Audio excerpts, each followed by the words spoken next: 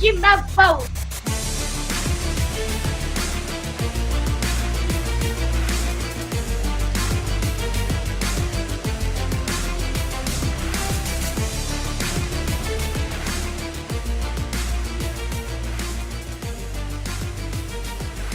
Court is in session with Ryan in Sacktown on If You Don't Like That. Now, Ryan in Sacktown. Oh, must be Rhino.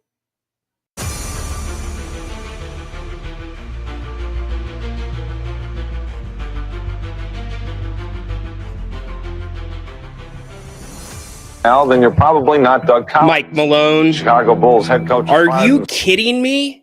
Just can you help me make sense of all this, of what's going on in the NBA this year?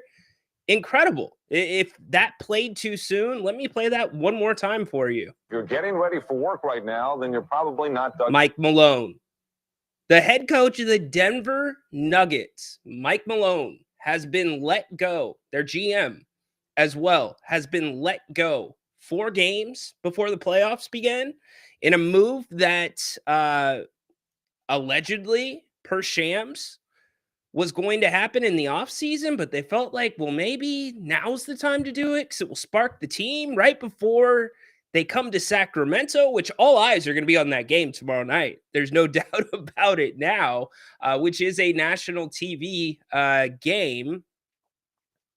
You're going through a Jamal Murray injury. You're going through a lot of moving parts, and I think I can help you make sense of what we're seeing. It boils down to something that I started talking about this time last year, and we're not going to go back and pull sound clips because I'm not that dude, but I think it's starting to become clearer and clearer. The pressure to win now is larger than it's ever been, and let's just say the chefs, the head coaches, they're not exactly getting the ingredients they need. And there's a reason for that, and we'll talk about it.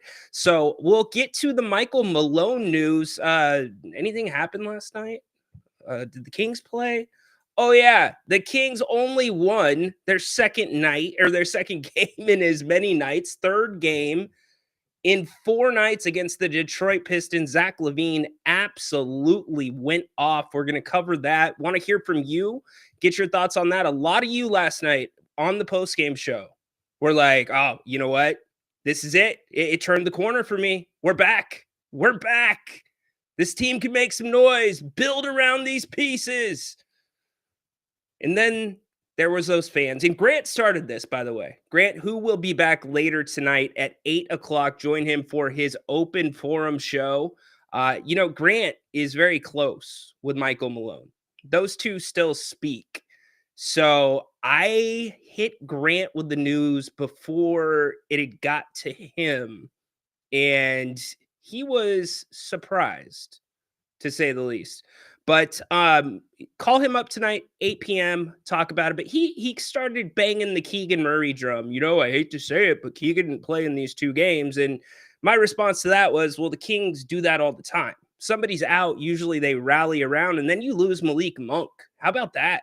What are they going to do about Malik Monk? We'll get into all of that. We have an NCAA champion in basketball. I'm going to tell you why my stomach is queasy thinking about basketball in the college ranks these days, if you can even call it college anymore. So a lot to get to here on a Tuesday. Your calls, we're with you for about 2 hours. Let's get into it. Court in session right here on If You Don't Like That.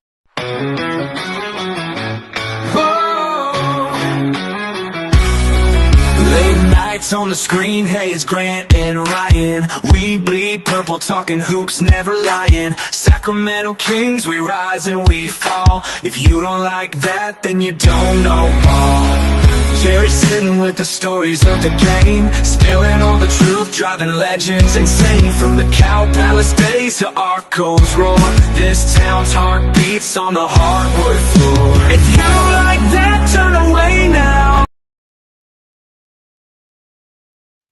Incredible stuff last night.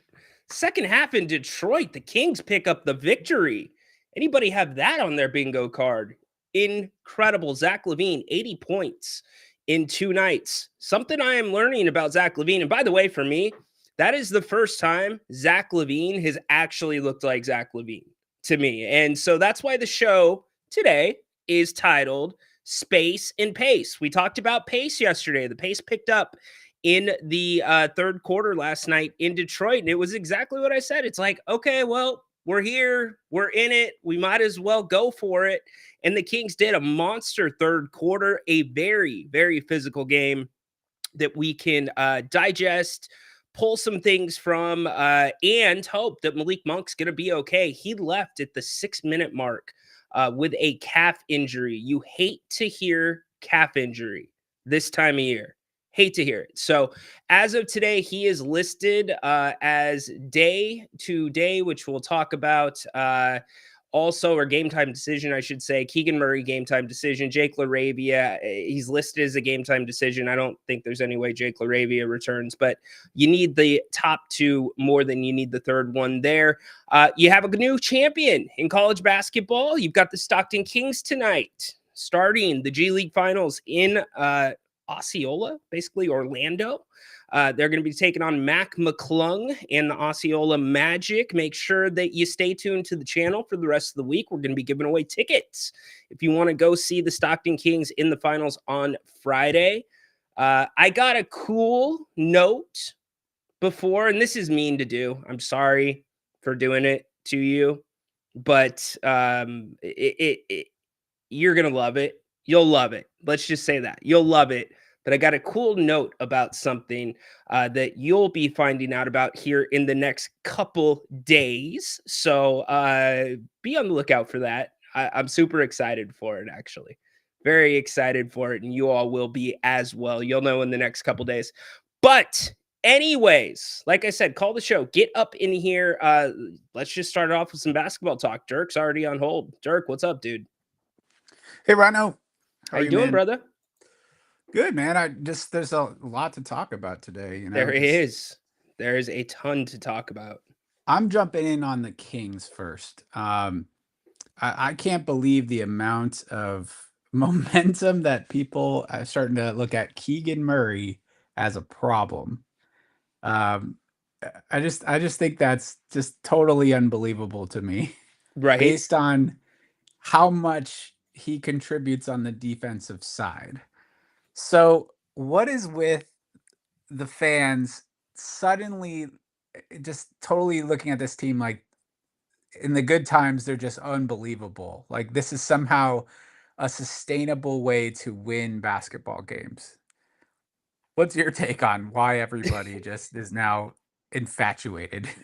Dude, my take is every single time the Kings have a good game, you've got to have a villain that didn't have a good game. Like there's just that one guy or somebody that sat out. They're the reason that the Kings played well.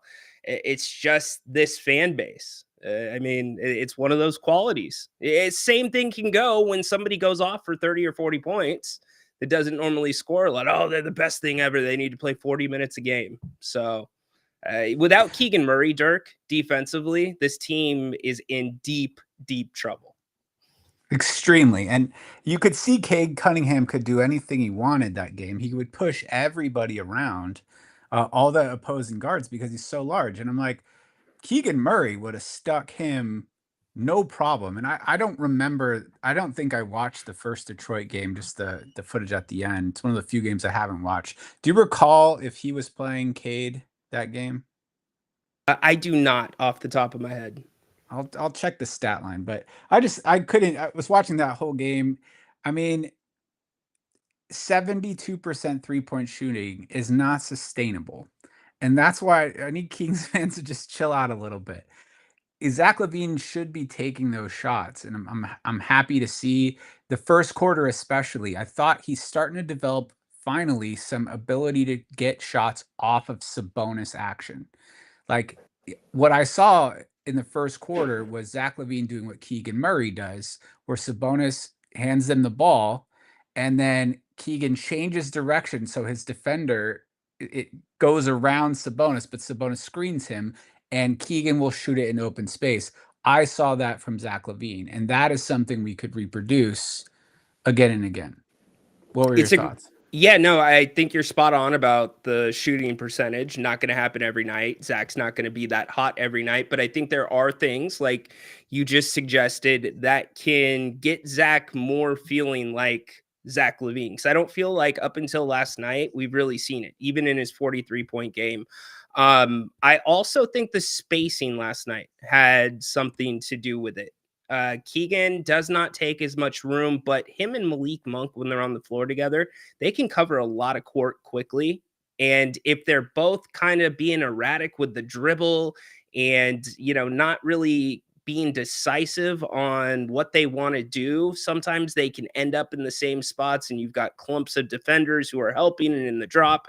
So I thought a little bit of that played in it. Devin Carter was kind of just hunkering down in the corners and on the top of the wings and giving him so much room to operate. But I think what it comes down to, Dirk, is Zach LaVine and DeMar DeRozan, to a degree, have tried or passed up. I shouldn't even say tried. They have passed up on easy, great looks, trying to get a harder look or draw a foul with the look instead of just taking the open shots. And last night, I thought in the second half, Zach LaVine did an excellent job of just no hesitation, just pulling the open shot if he was open. Same thing with DeMar. Yeah, and that's what we need him to do. Try less to play make, and it's weird because you don't usually ask that of a lot of players, but stop trying to make plays and just take the shot and let's see what happens. And I think what we should shift in is lately, I would say the last 10 games or so, the Kings have looked to get Keegan Murray shots in the first quarter. Right. I'd say you flip that and you look to get Zach LaVine going just in the off chance he goes nuclear. Because if he does, you need to ride that. And to some degree, I think DeMar was trying to compete with him last night to see who would score more. And it worked out well. But there's still some synergy that needs to happen here for me to feel like good about this thing moving forward. For You need a one, point guard. You just hit the nail on the head about asking them to create. The fatal flaw of this team is the Kings and the front office assumed Domantas Sabonis was going to be your facilitator. you know, Everything runs through Domas. quick question, because this Yeah, this occurred to me today. Why did we get rid of Jordan McLaughlin? because he couldn't play. He spent more time on the ground than he did on his feet. But in a backup point guard role, I think this team would have been better. But I can't remember what trade we got rid of him. But I think that was kind of a silly mistake. Just because he would have had a backup point guard role, somebody who could at least be somewhat serviceable, which historically, I'm not going to say it worked well on this team, or that trade at all was a positive, but that would have been a new opportunity. I guess they were just low on him. Yes, but I think also too, Kings fans had too high of expectations on him. You remember the calls we were getting right when he got signed? Oh, this guy shoots like 40-something% from beyond the arc. And sometimes Grant does a good job of explaining that we get high on players when we shouldn't. And would he have helped? Probably not any more than Devin Carter. Devin Carter is kind of under the Davion Mitchell category for me right now, and let's exclude the last half of last season where Davion got that extended run and he actually kind of came into his own. I thought he played best basketball probably of his Sacramento career. But Devin Carter is showing me that if he knows he's going to get minutes and he knows there's a lot of runway in front of him, he plays much better. And when he doesn't know if he's going to be getting those minutes, he's in there just being basically a pinball. It's reckless abandon, and it can hurt the team and help the team in different scenarios. So is Devin the answer, spacing the floor at that position now? I don't know. It's just, I hope this whole thing does not, and I think you're on the same page as me. There is still a lot that needs to be fixed here. Just because they won those 2 games. And I give them credit. I said, show me that you can win 2 big games in a row. And they did it in back-to-back nights. So they have done that. Grant needs to see more, but this still needs to be fixed.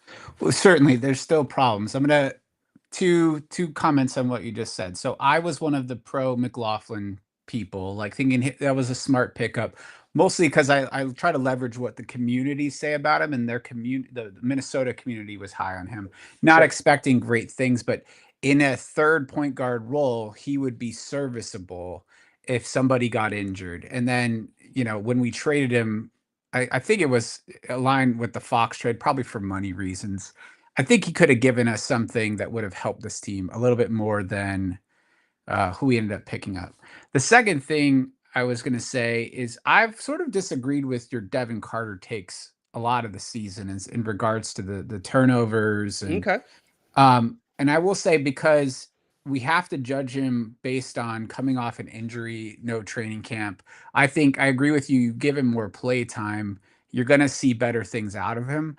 One one thing I'm noticing about him, and I think it's something he could work through, is uh, coming out of college. One of the reasons I was super high on him is because of how effective he is as a rebounder. Yeah. And I can watch him on the defensive boards, and he's honing in on where he needs to be.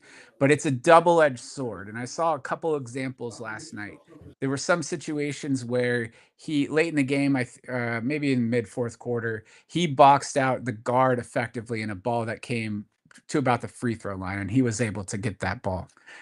However, in other situations where have guys like Sabonis, and I think it was Trey Lyles, had basically were on both sides of the block, he was kind of trying to come in at the top of the key to contribute to rebounding.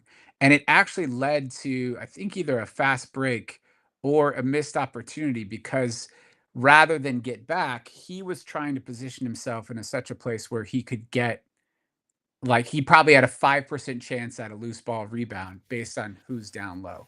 So it creates this interesting, I love the aggression towards how he tries to rebound, but he's going to need to learn to pick his spots and where to try to get boards based on analyzing who's down low and where he should be, because it can cost the team. And I really think if he watched tape on maybe Josh Hart and figured out how he's effective, he could find a little niche for himself to be one of the most effective rebounding guards, assuming he gets minutes.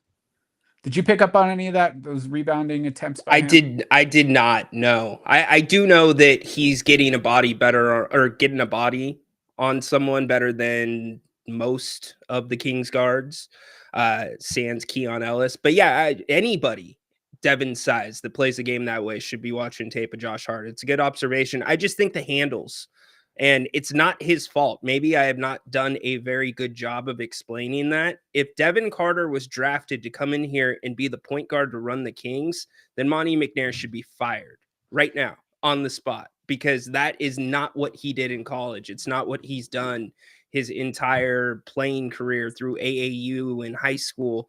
So to be asked to be handling the ball when you didn't have a full off season, when you didn't get the summer league, you didn't get those experiences, right, that you get, it's a big ask, because guys will pick up on that really quickly in the NBA. It happened to Colby Jones. So I just think Devin, we can't draw too many big conclusions from him this year, but if Malik's going to be out, it looks like Doug's going Devin's way instead of Markel's way. And So I like that choice. And I will say he's probably, and maybe you'll disagree with this, but he might be the best dribble penetration guy on this team. I disagree with that. You might say Malik Monk, but he definitely can get to the hoop. And maybe that there's not tape on him that guys don't know how to defend, but his first step is pretty quick. I don't know. You don't think so? I'd have to go back and watch tape. I don't think of his first step as quick. I think of his first step as long. But I don't know why. I'll look at that, Dirk. It's a good point. I'll check that out. he can get to the hoop. And I think it's missing a lot. Like he's able to get there and control himself a bit. And his ability to draw fouls is also NBA level. So there's enough optimism, I think, in him. Maybe I'm still high on him. I'm not saying that was the right draft pick, but I like Devin Carter. For sure. There's two causes for concern with me with this team right now. Number one, I think Domantas Sabonis has totally given up on any rim protection whatsoever. Lately, doesn't it seem like he is just willing to give up, like, if it, especially on like opposing teams' fast breaks, he is not willing to contend at the hoop.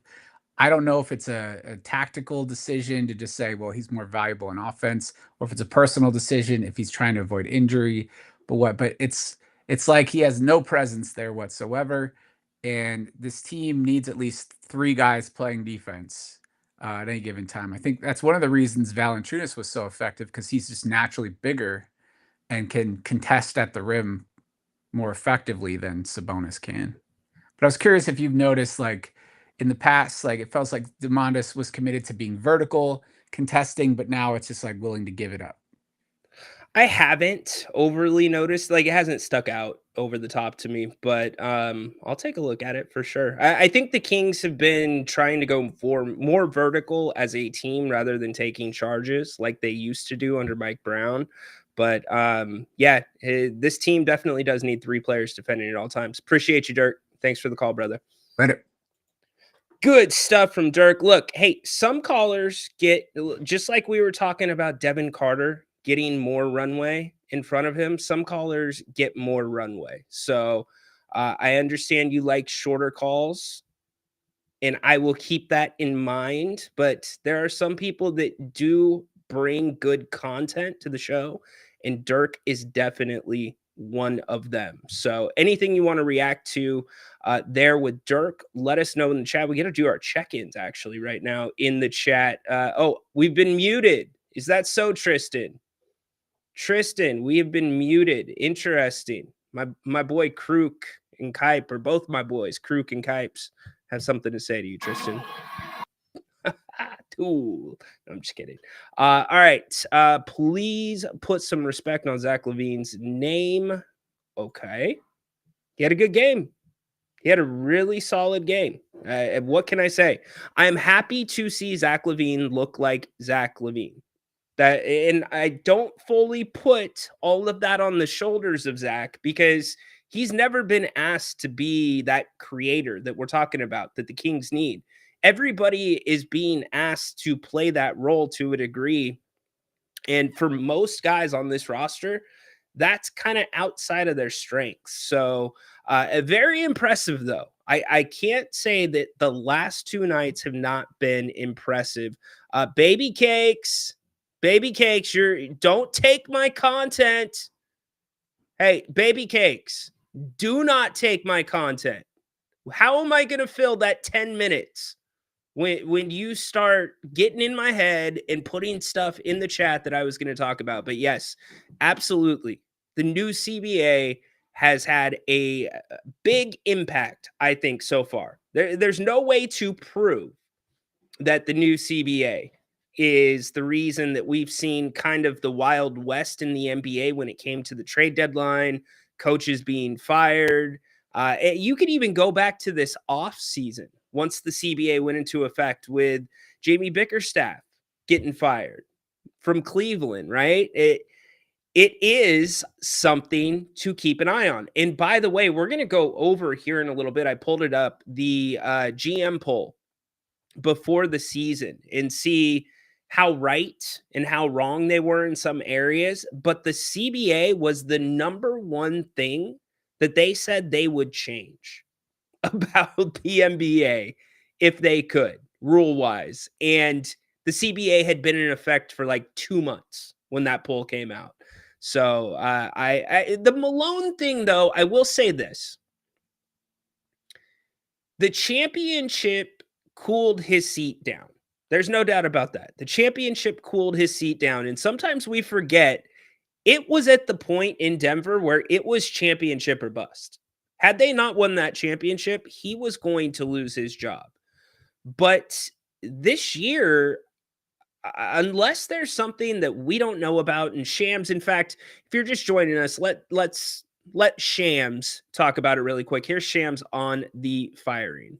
Have done a full clean out. They have parted ways with both Michael Malone as head coach and general manager Calvin Booth. I'm told Josh Kroenke and Nuggets ownership informed Malone and Calvin Booth in a meeting today, that both are being fired and let go. And this is stunning because we're just days away from the end of the regular season, days away from the start of the NBA playoffs. This is tied for the, really, for as far as a firing, this is tied for with Hubie Brown in 1980-81 season for the deepest into a regular season we've seen a coach get fired.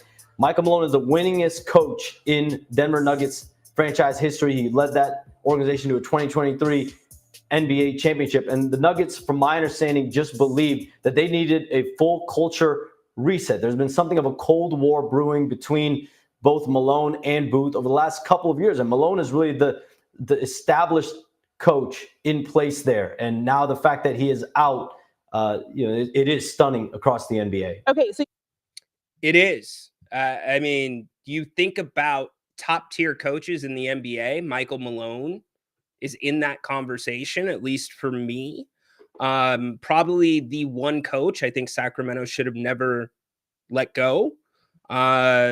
Look, he has no love lost for Vivek Ranadive in the way that the Kings are ran.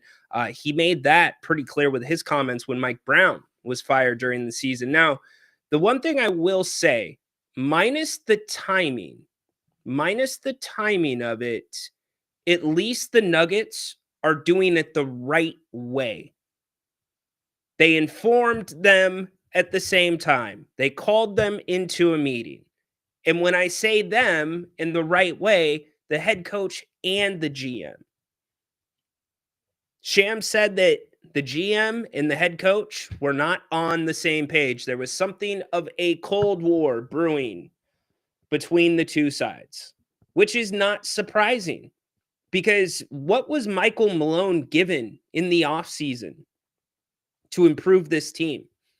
Owners are wanting more and more and more from less and less and less.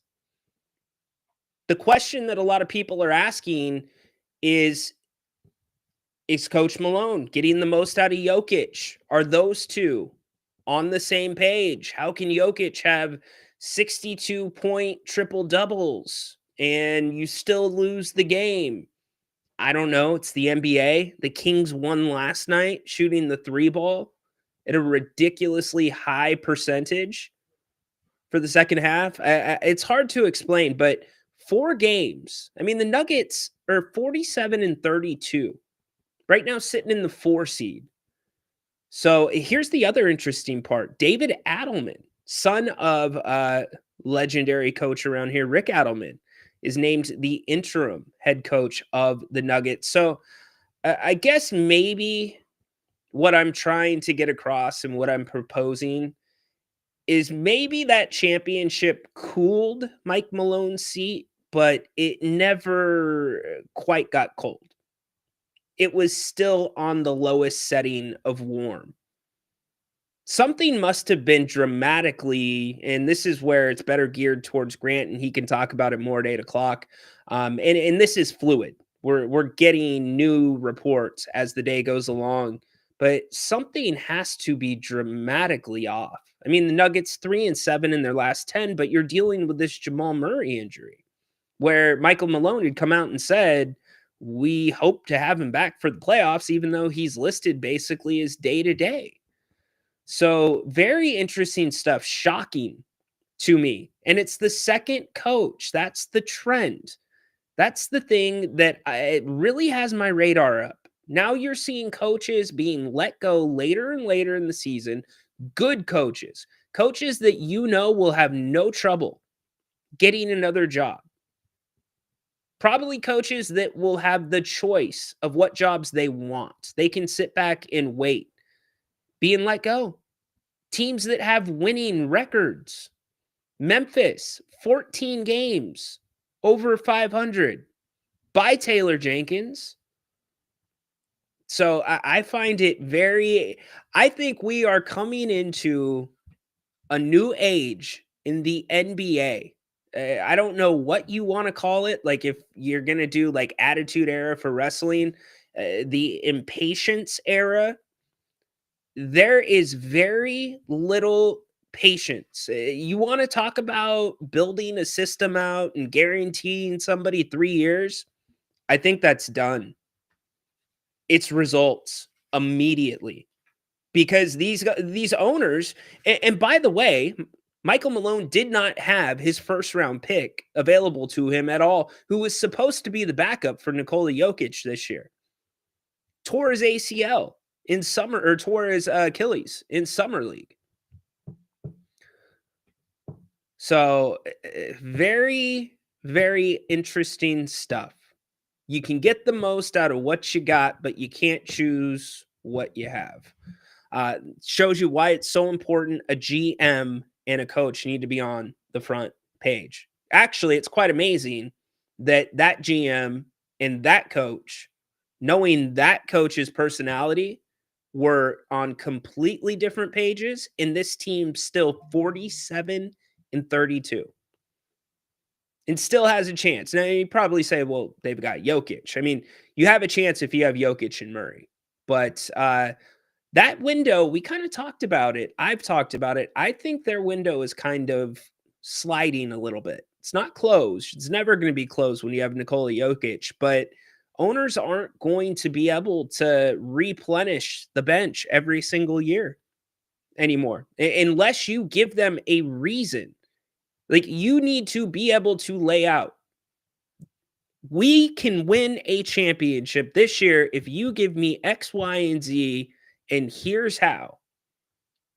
Unless you can do that, or Matt Ishbia is your owner and he's willing to pay $163 million of luxury tax for a team that's not even in the play-in, owners aren't going to go for it. But when the Luka Doncic trade happened, how many players were completely spooked by that? You had Dennis Schroeder coming out making some disgusting references to slavery and NBA contracts, which are absolutely ridiculous. But it spooked a lot of players. If Luka can be traded, I could be traded, right? Well, if Michael Malone can be fired with 4 games left in the season, anybody can be fired in the NBA. Insane stuff. Also insane. Kings beating the Pistons last night. What a turnaround in the second half. Incredible turnaround. Spurred by some physicality. I'll put the title on the show, and I said it on the postgame show last night. This is a team that I think does like to scrap it up. This is a team that doesn't mind fighting, but for whatever reason, it's a team that never wants to throw the first punch. If you throw the first punch, sometimes this team will respond and kick your arse. Other times they'll lay over. But how do we get this team? How do we get this team to throw the first punch? Because it was definitely Detroit that threw the first punch last night. In fact, the Kings come out of the second quarter, which has been a problem under the Christie administration, Doug Christie coaching era, where the Kings are turning the ball over. They're not having good sets out of timeouts. Well, you have a 38-37 game. Kings 1-point lead after the first quarter. They come out, they turn it over, and then the Pistons go on a 19-4 run to open up a big lead. That is how the difference in this NBA is that small when it comes to execution. That is what can happen when you are a team like the Kings, or you're playing a team that's physical like the Pistons. And the whistle last night, some people want to complain about. I would actually contend, if you want to complain, go complain at the Pistons, the way that they play, because it's so difficult to call a game that way when everything is constantly physical. And I love Keon Ellis as much as the next person, but he's got to stop flopping. He's flopping a little bit too much, and Devin Carter's doing some flopping as well. But bottom line is they got it done. Short turnaround. Denver tomorrow, national TV. We're going to get to more of your calls here in a second. Still a lot to talk about with this game. Here's Doug Christie after it. Really big and good win for us from the standpoint that Malik goes down after a few minutes. And I mean, across the board, guys stepped up. Zach and Debo carry us, Domas with a triple-double. And, you know, that is a really good, well-coached, physical team at home at the end of a road trip. And those are the type of games that if we want to think about doing what we've talked about, we must come in and play and compete at a high level, especially after back-to-back. So super, super proud and excited for our guys. Hey, Doug, what was the message at halftime, man, after giving up 72? To just, not back down, stay with the physicality. We're not complaining to the referees. We know how they play, and we come here to win a ball game. They got going in the first half, and we hung around and hung in there and just make sure that we came out in the second half and hit first. And I thought the guys, after scoring that many in the first half, you come out and you hold them to 45. They did a really, really solid job. When Zach gets cooking like that. Yeah, it's when he gets a heater going, it's a different type of heater. It's you just want him to touch the ball every time. So we were trying to create ways for him to get it, knowing that they're going to be physical. They're going to top block in the corners. They're going to blow up DHOs. He's doing a podcast with Braun, right? So of course he's going to get another head coaching job. That's how JJ Redick got his. No, seriously though, JJ Redick has done an excellent job. Can't knock him. And guys found him, and he found a game to his credit. When you look at some of the hustle stats, what stands out to you? I'm looking at, second chance points, offensive rebounding. That was big. Well, for us, like when you're double-digit offensive rebounding, that means we're giving ourselves an opportunity. We talk about the ability to turn teams over to create extra possessions, and offensive rebound to create extra possessions. And tonight, I think that is super important. That's what I have been saying is the secret sauce for this team. It's turning defense into offense. Now, if they can mix in the offensive rebounds, which were excellent, we said on the postgame show last night, they were a plus 12 in that category. They had 18 offensive rebounds and 25 second chance points. Want to make sure I say that right. 25 second chance points. Yes. Oh, that's for the season. That was not last night. Where is last night? There is last night. They had 25 second chance points. That is going to do a lot for you. Also, you cancel out what you did in the first half, where you allow 16 points off of your turnovers. You cancel that out, you come back and basically only have 2 turnovers. It ends up 3 turnovers in the second half because of that last possession. It's a winning formula, but it takes a certain style of lineup and a certain style of play that requires pace. And I think that has been the thing. And I'm with y'all about Valanciunas. He had 9 rebounds in like 5 minutes. He had a double-double in 8 minutes. You got to find a way to get him on the court. But that's where the Kings need to be able to hit teams with different flavors, different styles throughout the game. They've got to be able to zig and zag a little bit. And last night, they did that. They were physical in the second half. They matched the aggression, could not ask for more. We'll hear some more from Coach Christie here in a few minutes. Want to get to all of you, though, on the phones. I know we got a couple of calls waiting. Oh, my man. What's up, dude? How are you? Long time no see. Yeah, I'm doing good, man. How are you doing? I had an excellent time out there in Stockton. Yeah, looking forward to potentially getting Friday to come see the game. For sure. It's going to be a fun one. That for those that don't know, Stockton tonight, ESPNU. You can find that game. You might be able to find it on like YouTube TV and somewhere else, but ESPNU for sure has the game tonight, Stockton and Osceola. Yeah.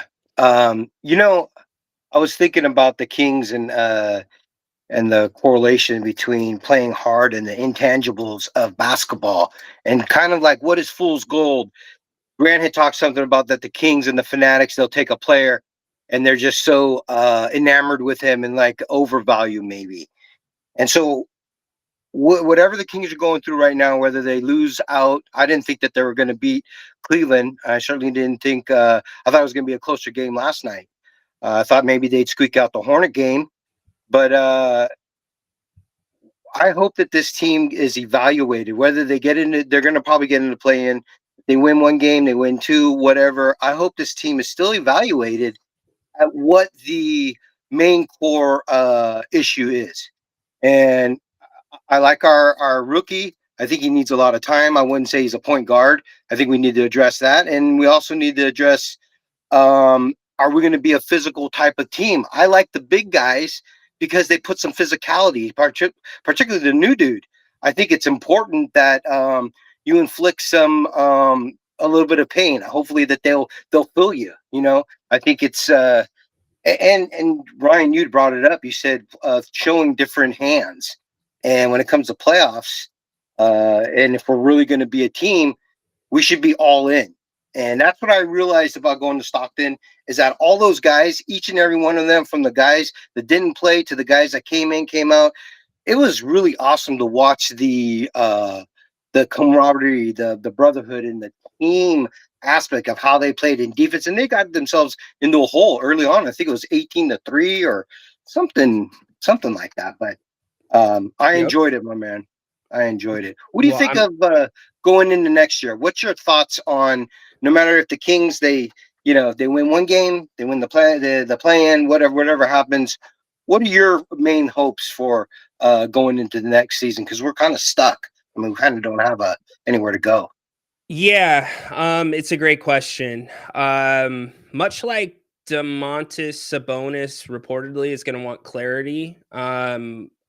We're not going to get somebody that's going to come out and lay out their plan in front of us. We're not shareholders like the Green Bay Packers owners and fans, where they get the GM that gives them the 5-point presentation on what the plan is. But I at least want to see a path, or at least be able to kind of project and say, like, based off what they're doing, I get the direction. You know what? I can follow that. I know what you're thinking.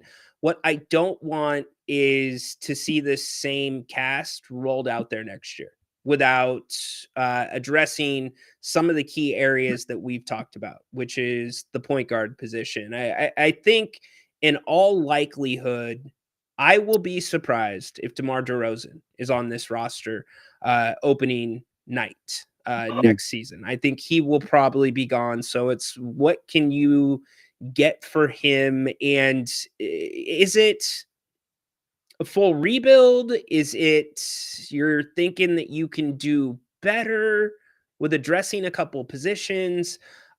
I think most of all, it's a fresh set of eyes on this thing. I respect what Doug Christie's done. I respect what Monty McNair has done.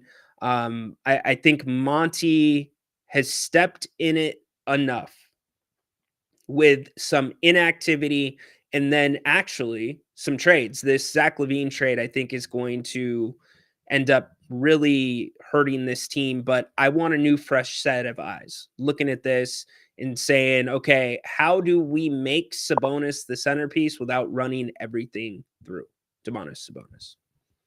I 100% agree with you. I think, it depends on how we look at the Levine thing. We have him for at least 2 years, right? So no matter what, the contract is huge and we're stuck with paying that amount. And we can't think that we're being overpaid. We got to think of how we could use his athletic ability. And I think starting off with a whole year is another story. I think a new set of eyes. I mean, let's just face it. When it comes down to it, when you have an owner that's a jock sniffer like Vivek, you're going to need somebody that's a go-between, whether it's your GM, hopefully your coach, that knows basketball, loves and understands team play, but can still play the game with Vivek and the GM and be have a business mind. He's going to have to be able to stand up to those guys, and otherwise you're having strings being pulled behind our backs, and then we just get disgruntled, and then we have a 43 win. I thought they would only win about 44, 43 games, into the high 30s. It would take a bit, with DeRozan, but I agree with you. If they want to make a move, they're going to have to trade one of these guys. If someone takes Levine, that would be awesome. But I think it probably is DeRozan. I think it is. Yep, for sure. Hey, dude, I appreciate you. I appreciate you, brother. And have a great rest of the day, man. I'll let you know about Friday. Yeah. All right. Brother. See you later, guys. Good job. Good Bye, stuff from BJ. Yeah, BJ brings up some good points about whoever is next. And look, I respect Monty. I just think the writing's on the wall because Wes leaving. Here's the other thing. I've been hearing some, and it's not going to be a surprise, but The Athletic comes out with their anonymous player polls every year towards the end of the season. Usually it's mid to late April, right around when the playoffs start. And I've heard some whispers that there's been more than a few votes for Sacramento being the worst ran franchise in the NBA.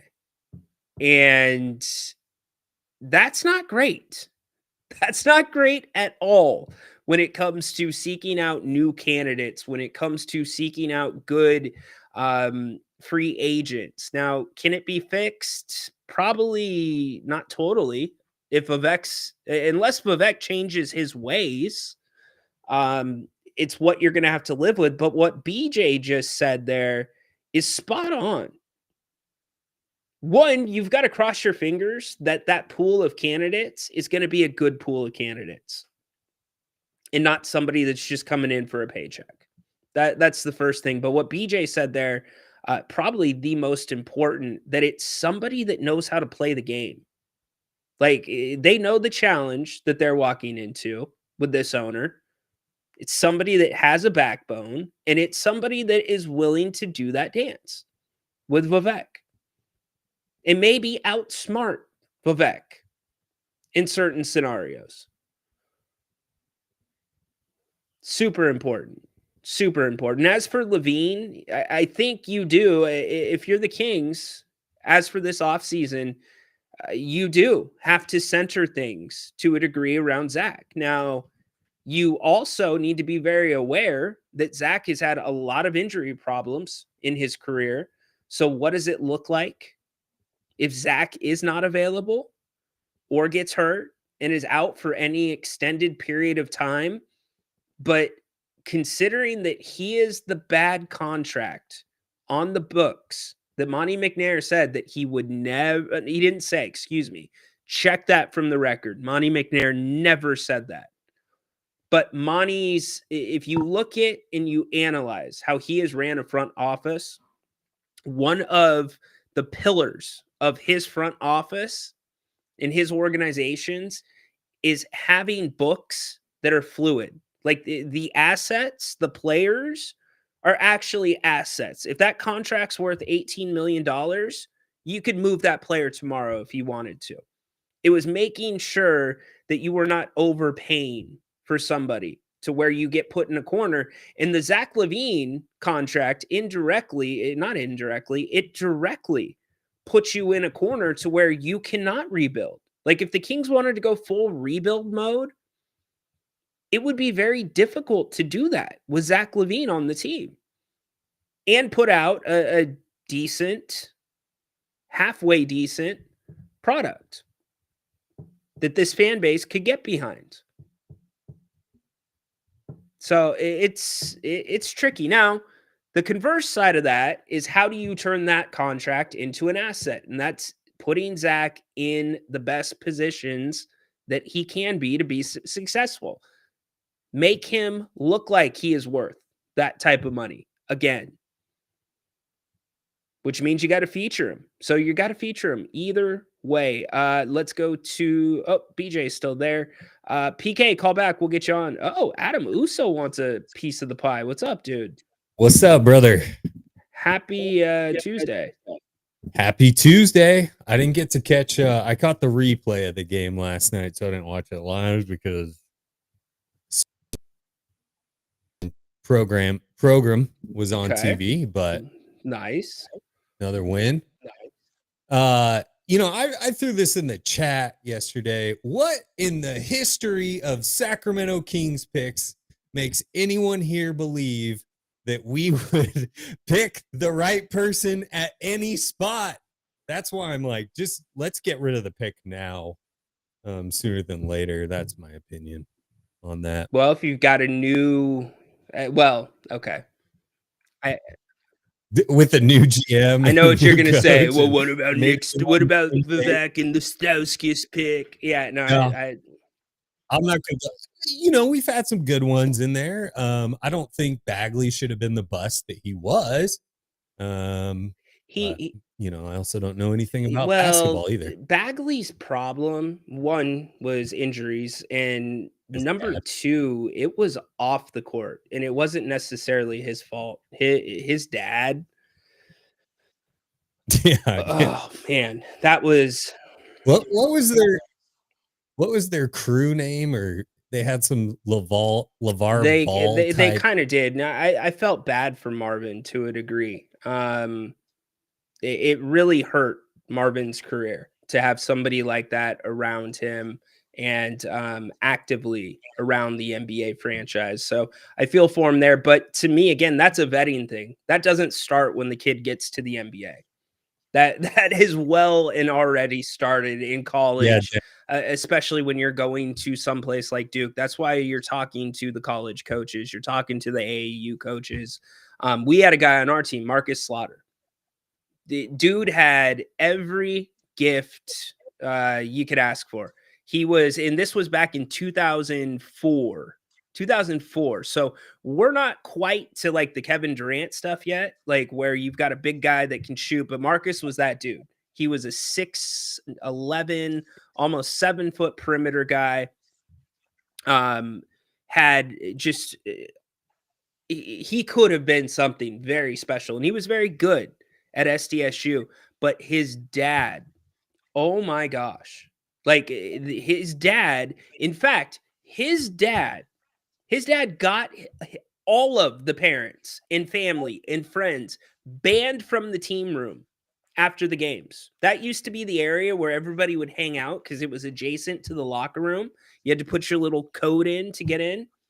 Because of his dad breaking through the team room and trying to get to the coach because Marcus wasn't getting this play or Marcus didn't play this, that all stopped. And so what ended up happening? Marcus entered the draft when nobody told him he should enter the draft except his dad. And Marcus ended up having a pretty good overseas career, but never stuck in the NBA. So it's stuff like that you got to vet out. And it was vetted out in Marcus's case. So, yeah. You might have hit this. I already, I joined a little bit late, but that Mike Malone firing kind of surprised me. Yeah. Surprised everybody. That's brutal, man. I think the dude's a super talented coach. He won a championship 2 years ago. I think that's wild. I think there's still some juice left in the squeeze there. Yeah, I don't know. That all I'm going to say is, like, where do you see Mike Malone going? Wherever he wants. This? Yeah, I he know, wants to go to the TV you. booth. He can go to the TV. If he wants to be an analyst, he'd be a damn good analyst. If he wants to sit back and wait for the right coaching job, he can sit back and wait for the right coaching job. I just got to think there's going to be more that comes out on this. Kendrick Perkins, who I don't really have a big problem with, but a lot of people do. He was on NBA Today, and I don't usually take in a lot of the national stuff, but I had it on in the background. And he's like, I told you with these other firings that, it has to be ran by the star. And, they had to run this through Jokic. And he started naming off firings. And I noticed I was waiting for him to say Sacramento because I knew Sacramento was not ran by anybody. And he didn't say Sacramento, so he saved his credibility there. But I do wonder how much the dynamic was either good or bad between Malone and Jokic, because that probably does play into this. Which is weird. Yeah, PK, can we hire Malone today? Dude I think would never come back to Sacramento. Never. No, and I think he just added another target to his list whenever he gets a new team with the Nuggets. And I don't know. In fact, the point spread should come closer in favor of the Kings because he's not coaching the game. I'm serious. Yeah. I'm dead serious. It's just, I don't know. That one shock me again. Yes, Dennis, I'm a casual. Okay, our team sucks. It's always sucked, and I will always be a casual, but I'll always be a loyal Kings fan. But you know, that move made no sense to me. I think it's just wild. Yes. Who else? Front office is to go. The GM got fired as well with him. So, yeah. Well, whose It's fault? too early to. It's Too early to tell. I kind of got into this, and Baby Cake stole my thunder. But there is a new strain now on general managers that tell Jay and Humboldt.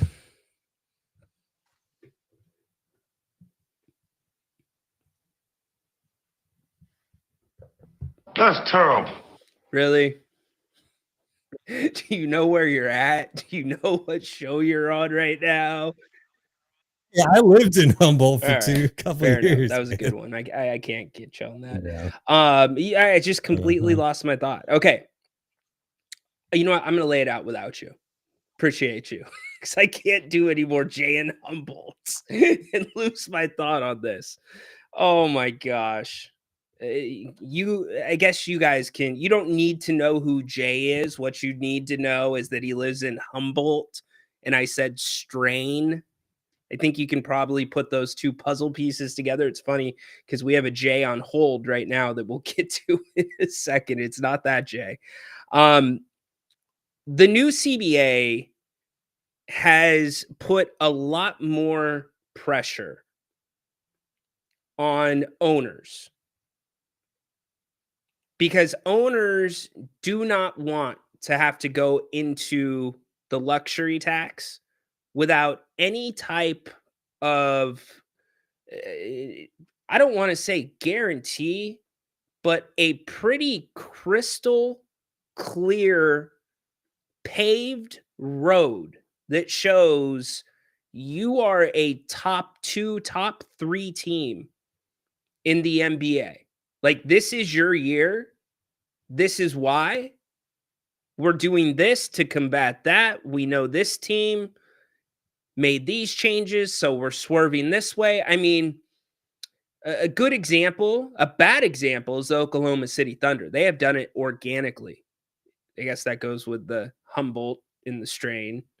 Anyways, organic. All right. See, Adam, this is what happens when Adam comes on and talks anything but basketball.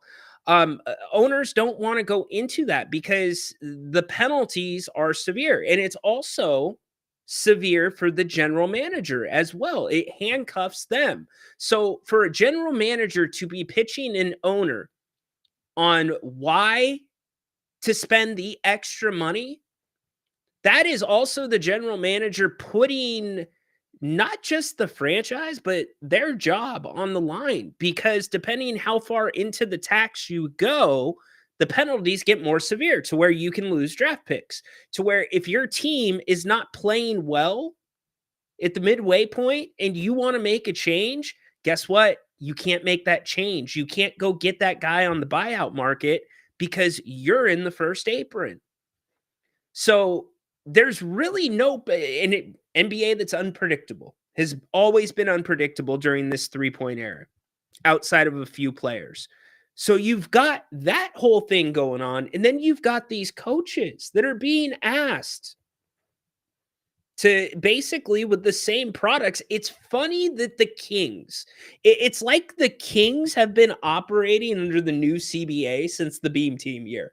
Almost, with their lack of moves in the offseason. I know getting DeMar last year, but basically running it back. You have a lot of other teams that are having to run it back. Denver, a very good example. They couldn't keep Caldwell Pope.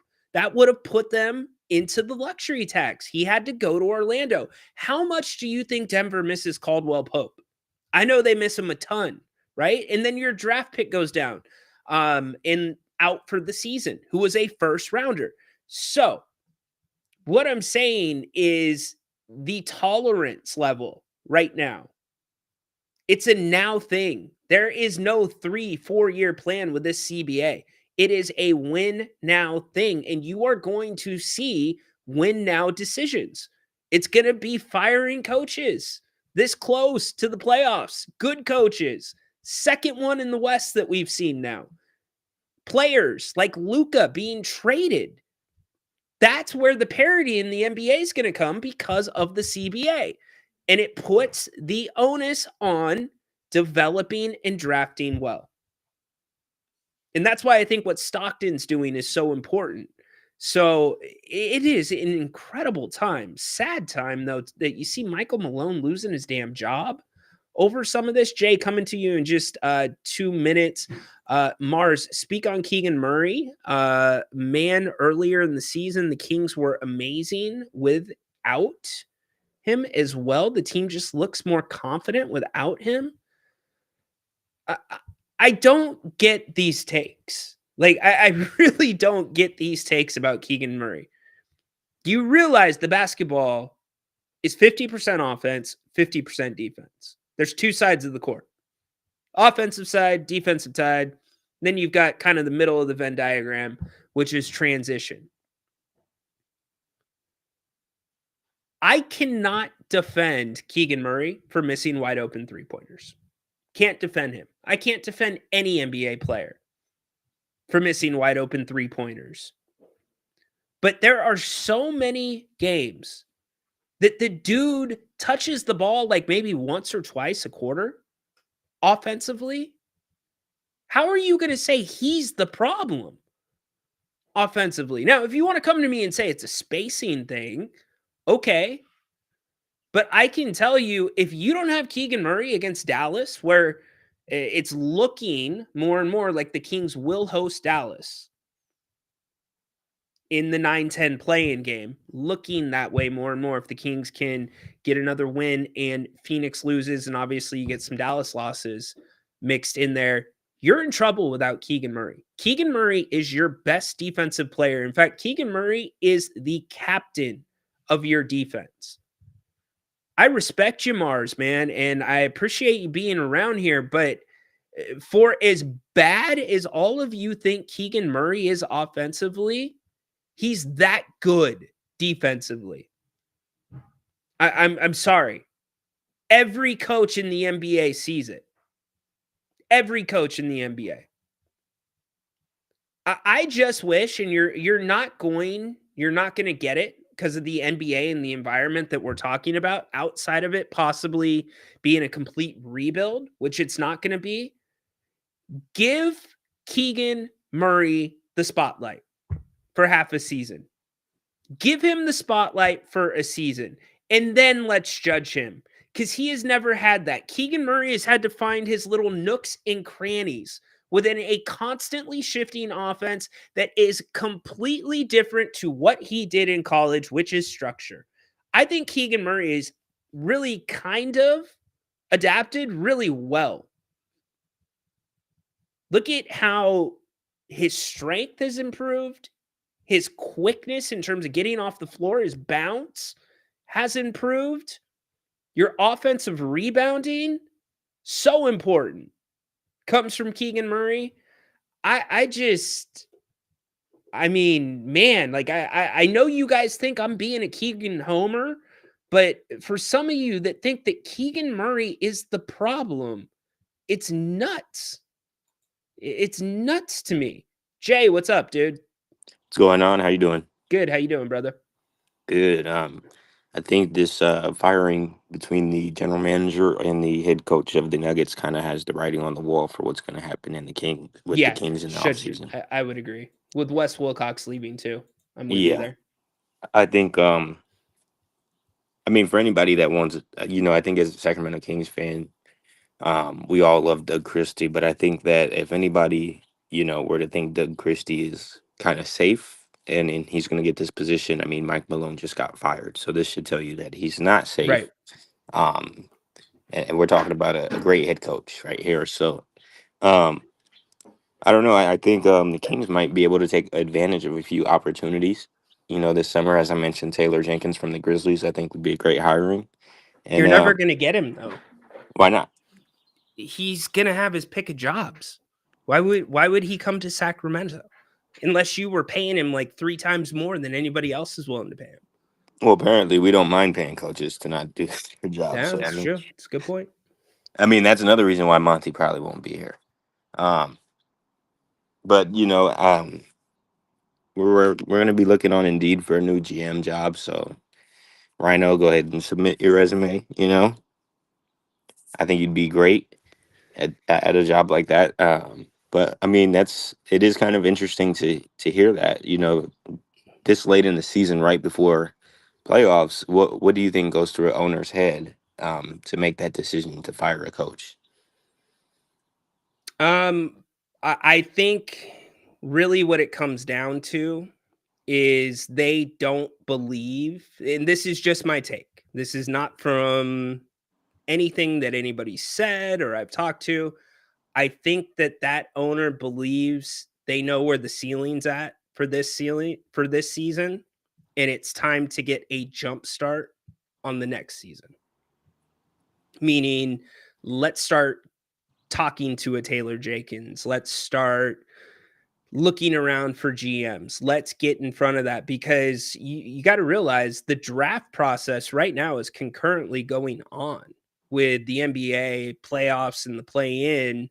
Right. Before any of this turnover really happens. So the scouts that are scouting right now might not even be the scouts that end up giving the reports to the new GM who makes the draft pick. So getting an early start on it if you know where your ceiling's at. And I think you just made a wonderful point. If we see teams like Denver turning over, we see teams like the Grizzlies turning over, both of which that are 14 and 15 games over 500. If the Kings don't turn over with Doug Christie, it would be a massive mistake. Massive. Yeah, it is. And that's, like I said, as a Kings fan, there's no hate, or I think he's done wonderful for what we could salvage from this season. I think he's brought a beam into a dark place, I guess you can say, for the Kings organization. But at the end of the day, we're not in a place to take a chance like that on a coach being his first head coaching job. We have players that need to compete now, unfortunately, because I don't necessarily agree with that. But if you do believe that we have players to compete now, you got to get a guy who has more experience coaching. Even if the coach didn't play in the NBA, like Doug Christie, like those are still two different, jobs. So you want to get someone more experienced in that position if you believe that you want to compete now. Yeah, no, I hear you, Jay. Peter, it's a great point, but haven't you seen Keegan taking the last 4 to 6 weeks? It's been a little bit of a different Keegan Murray. Not saying it's been a perfect one, but it's been different. It seems like he's trying to take more. I honestly haven't been watching any of the Kings games. I told you maybe like a week ago that I stopped watching a few previous games. Like I'll have them on, but I'm not really paying attention. I'll kind of check in and follow the score, but I'm not really paying attention to this season, It's yeah. Yep, I hear you. I appreciate you, Jay. Throw All your hat in the ring for GM if you want. I'm not putting my hat in that one. No, I'm good. I'd rather be I'm an good. owner, so I don't have to worry about getting fired. There you go. Love it. All right, brother. All right. Thanks for the call. Thanks for picking us up. Good job by Jay. We go straight from Jay to our resident habitual line stepper. Yes, he is our habitual line stepper, so much so that he has his own imaging when he calls the show. He would Ladies step across and the gentlemen, line. we bring you Habitually, he's a habitual PK. line stepper. What's up, dude? What up, bad boy?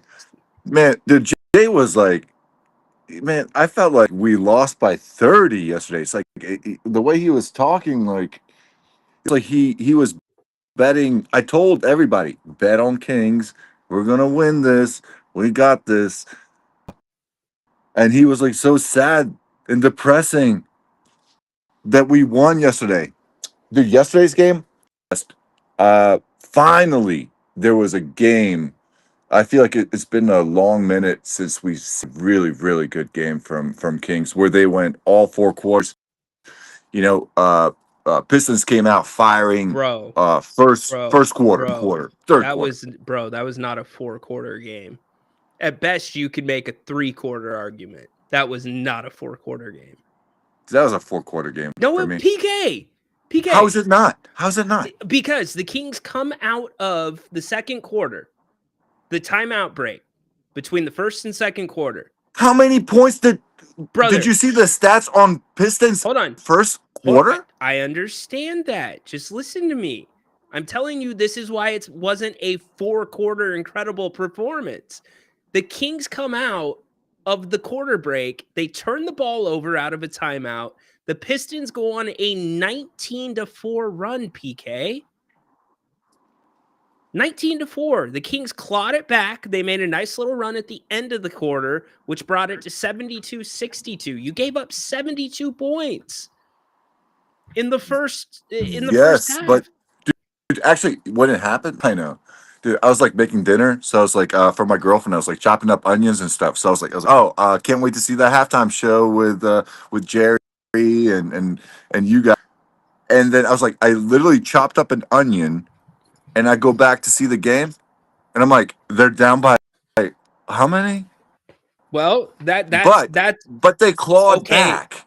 But my point is this: we have not seen a second half team by Kings that was fired up like last night, because Cleveland is kind of dysfunctional. I think Pistons pretty damn good. Yes, and they were also missing some guys. We have to acknowledge that. Yeah, okay. But anyway, that's not why I'm calling. I'm going to tell you this. Even watching that whole game yesterday, besides chopping the onion, dude, Carter looks like a goofy to me out there, man. He does. He just looks goofy as hell for some reason out there. Granted, maybe he's like he's gonna grow up to be a rock star, but dude, when he's out there, he just to me looks goofy. Those are okay. So first off, Devin Carter's style, he's kind of a bowling ball that you're throwing out onto a basketball court, and I mean that. I don't know if he's a bowling ball, man. I think he's just lost out. No, I don't there, think he's bro. lost. I'm telling you, he plays a physical brand. That's what you want him to do. Jerry and I had the conversation at halftime with Grant about this, because what he was doing in the second quarter with the fouls and the overplaying, he was actually putting his teammates, we call it, or what we used to call it, is fake hustle. It looks like it's really good hustle, but it's actually fake hustle, because you're putting your teammates now in bad positions where they've got to drop down and help, or they've got to come over because you're trying to do a flyby and get the ball, or you're fouling too much. The Kings were in the penalty in that second quarter by the 7:25 mark, and a lot of that was him. But then he toned it back. When he knows that line between aggression and fake hustle over aggression, then he looks pretty well out there. But he is awkward. Look at his reach. He's 6. Yeah, but you're giving him credit, bro. I think you're giving him credit, but I think in reality, he has no clue what the hell he's doing. When I said I want him Jose Alvarado-esque to you and Grant, that would be pretty cool. But he just I just feel like he's running around the court like he's lost, bro. PK. I got my hands around the microphone. This is like me whispering in your ear. I mean this. All right, let me put my phone to my ear. Put your phone to your ear. Okay, tell me. I mean tell this me with all due respect, PK. Doug Christie is not running any structure out there. Those guys do not know what they are doing part of the time. He wants them to learn how to play rather than learn a play. So when you are a rookie who did not play in the offseason and did not play in Summer League, and you're out there with a bunch of veterans that know where their spots are at and have played together for many years, like DeMar DeRozan and Zach LaVine, it's going to be a little awkward. Like, it wouldn't be awkward. It wouldn't look as awkward if the Kings were running more structure. But that's the problem in the flaw. And I saw what Dirk put about X's and O's. That's the big question for Doug Christie. That is it. Is it a choice not to do the X's and O's, or is it strategic? Or you don't know X's and O's. Yeah. So, anyways, that's why. Hey, thanks, buddy. Hey, that's why it looks awkward, man. Okay. Yeah. Listen, he just looks goofy out there for me. All But thank you, buddy, and great show. Thank you. I would rather look awkward out there and be getting paid what Devin Carter's getting paid, but no, like it looks awkward for some of these guys that have played years together. They end up in the same spots, and it's because look at the turnover problem. How many times have we talked about, and I know you guys have been putting it in the chat with the turnovers. How many times do the Kings just throw the ball away because they think a guy's going to go backdoor? Or what about, there was a couple last night. I'll get to him in a second, but first I want to go back to Doug Christie, who I thought said something that was very eye-raising to me. It almost made the neck or the hair on my neck stand up. Let's go back to Doug last night after the game, and then we'll get to the X's and O's. So here is Doug Christie after the huge win by the Pistons. Again, a very, very big win. Don't want to take anything away from the Kings there. It wasn't about the turnovers because, they took care of the basketball, 9 turnovers, and we only got 7 points. But when you look at 18 offensive rebounds, that means guys are crashing. They're very active. And after a back-to-back, very, very impressive for our guys. Can you speak to just the psychology of the NBA? You lose at Washington, everybody thinks the world is ending. Now you're on a 3-game win streak. I mean, how do you describe that? The basketball universe, man, is it's an interesting thing. I mean, life in general, but I tell them sometimes you get what you need and not what you want. We want to play well all the time, but obviously in that moment, there were many things with us that needed to be discussed and needed to be, like that's a part of our game that needs to evolve as well. And I think it took a low point like that to make us address it. And I told them after the next win, after that loss, and we go to Charlotte. All right, I'm going to institute, because I have so much respect for this guy, and I know how far this show will come off the rails if it's allowed. I'm going to say that appearance cannot be show fodder here either. We're not going to get in to Devin Carter's hair. We're not going to get in to the bald spot. We're not going to get in to any of that stuff. Is he cutting it with a spoon? We're not doing any of that. So let's just leave that alone. God has made us all a certain way. Dude's a good basketball player. Back to Doug Christie. I said, listen, I'm super proud and impressed that a group of young men can come together and discuss things like men and then go out and trust each other enough that the words back up with actions. Those are powerful, powerful things, man. And when you get a group of people that believe in each other, that trust each other, that love each other, and I know that they do because I hear them on the plane, I hear them on the bus. I haven't heard this type of communication like that since I played here, and it's been a long while. But that type of love. What?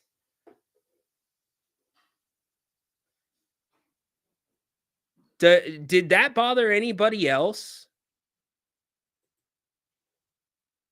That's a little bit worrisome to me. I understand that should be a good sign. But he hasn't seen that type of communication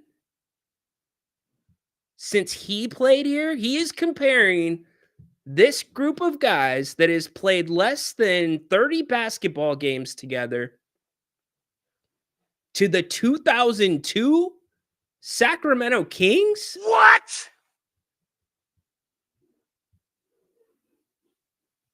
Like for a night? Since they've been together? What?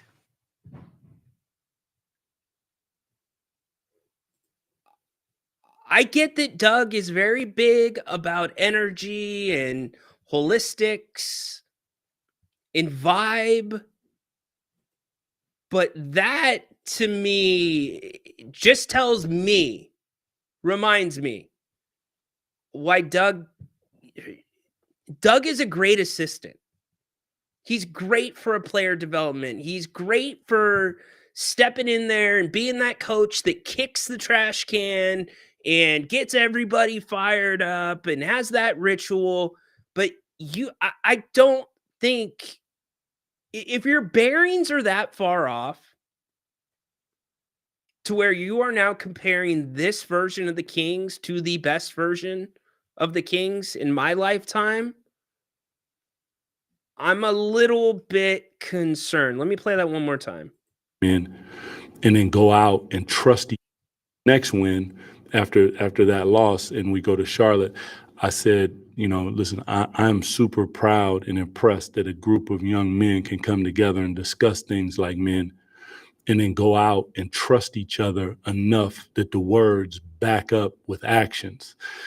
Those are powerful, powerful things, man. And when you get a group of people that believe in each other, that trust each other, that love each other, and I know that they do because I hear them on the plane, I hear them on the bus. I haven't heard this type of communication like that since I played here, and it's been a long while. But that type of love. So the communication, the love, the trust, that was better than the Beam team year? Because you were on the bench for that year, Doug. Doug, I hate poking holes in you because I respect you a lot. But that's just blasphemous.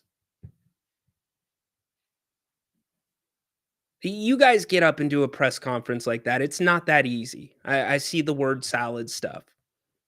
I get it. It's not that easy.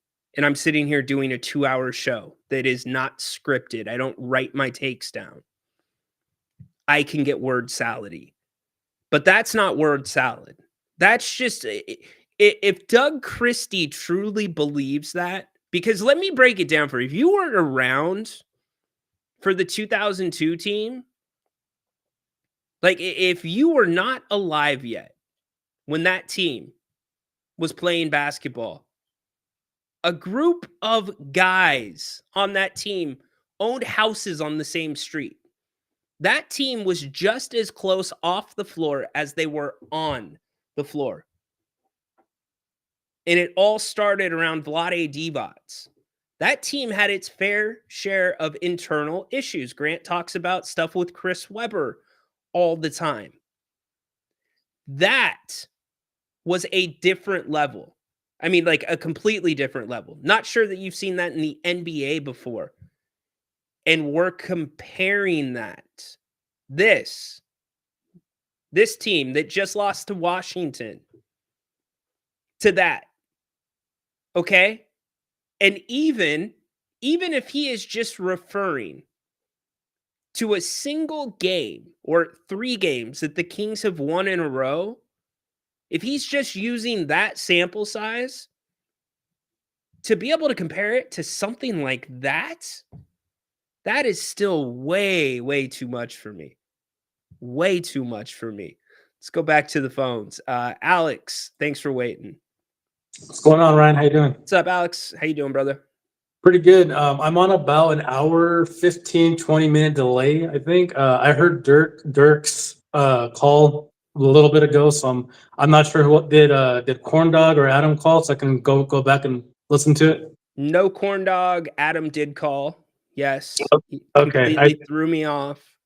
Okay. They're very entertaining. That's why I ask. So anyway, so I heard Dirk, and I agree and disagree with 2 of the points. One of them being I don't think Carter has a fast first step. I think that's what he said. I don't see that. I don't know. Do you see that? That's maybe I don't know. I don't see him having a good first step, but I do think he is a great rebounder. Can maybe turn into a Josh Hart-esque type thing, but that's a long ways away. Hold on really quick. I got to cut you off, all right? Go for it.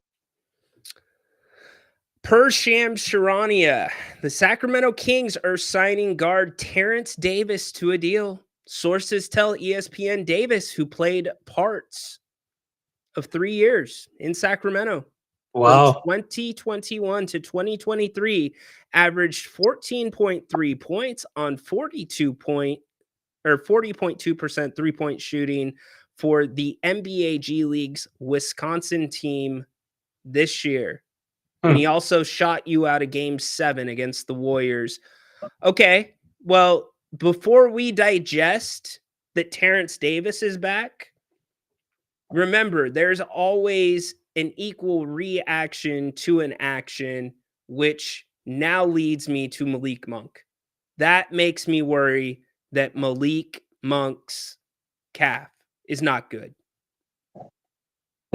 That is...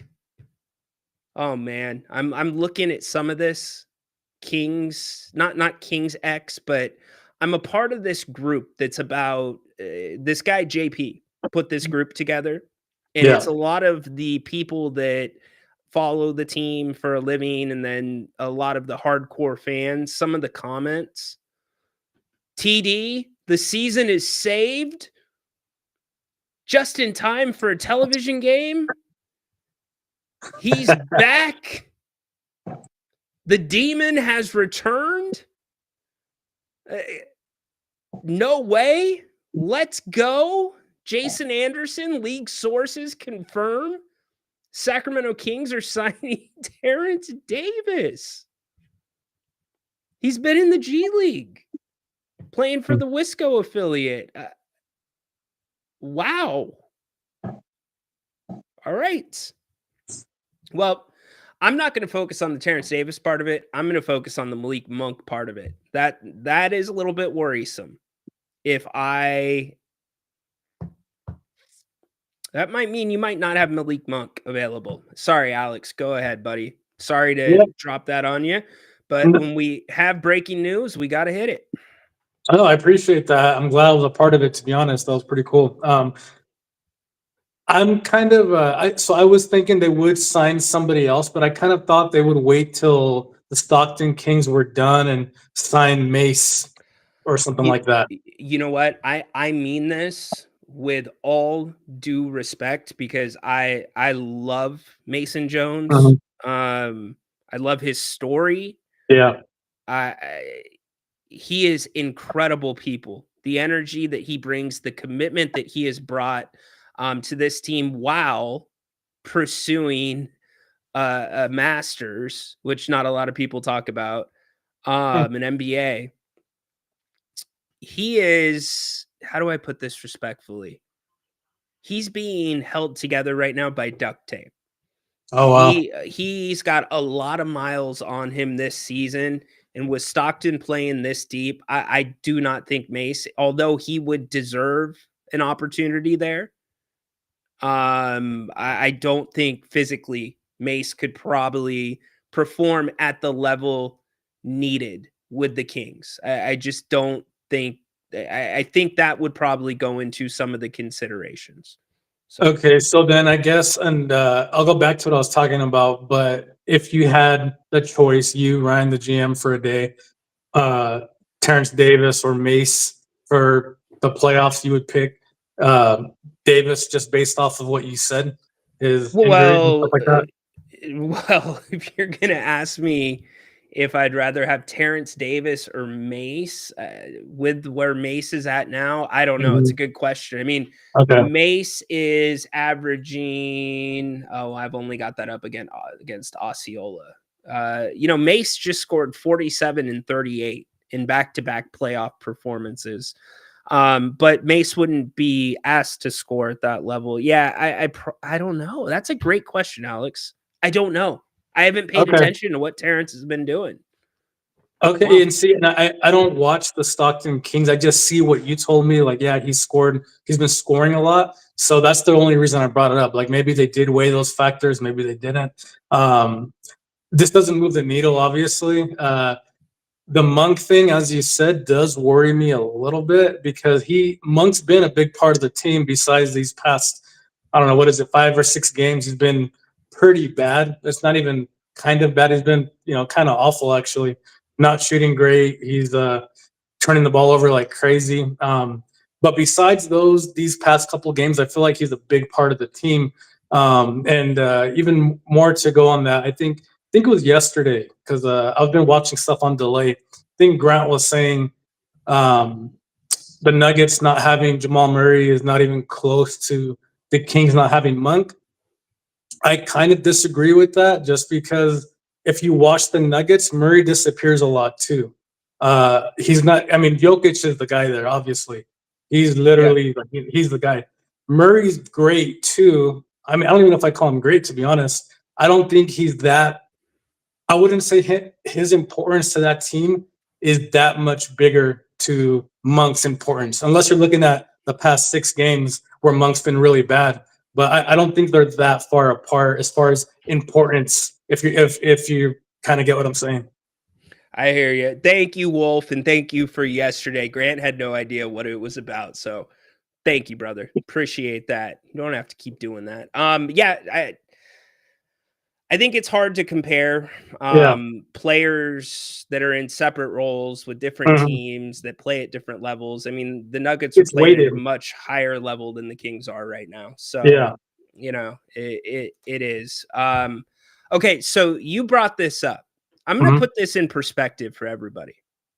And I think it's a great point by Alex. Before you start getting your Terrence Davis jerseys out and putting your car flags back on your cars because the Kings season is saved.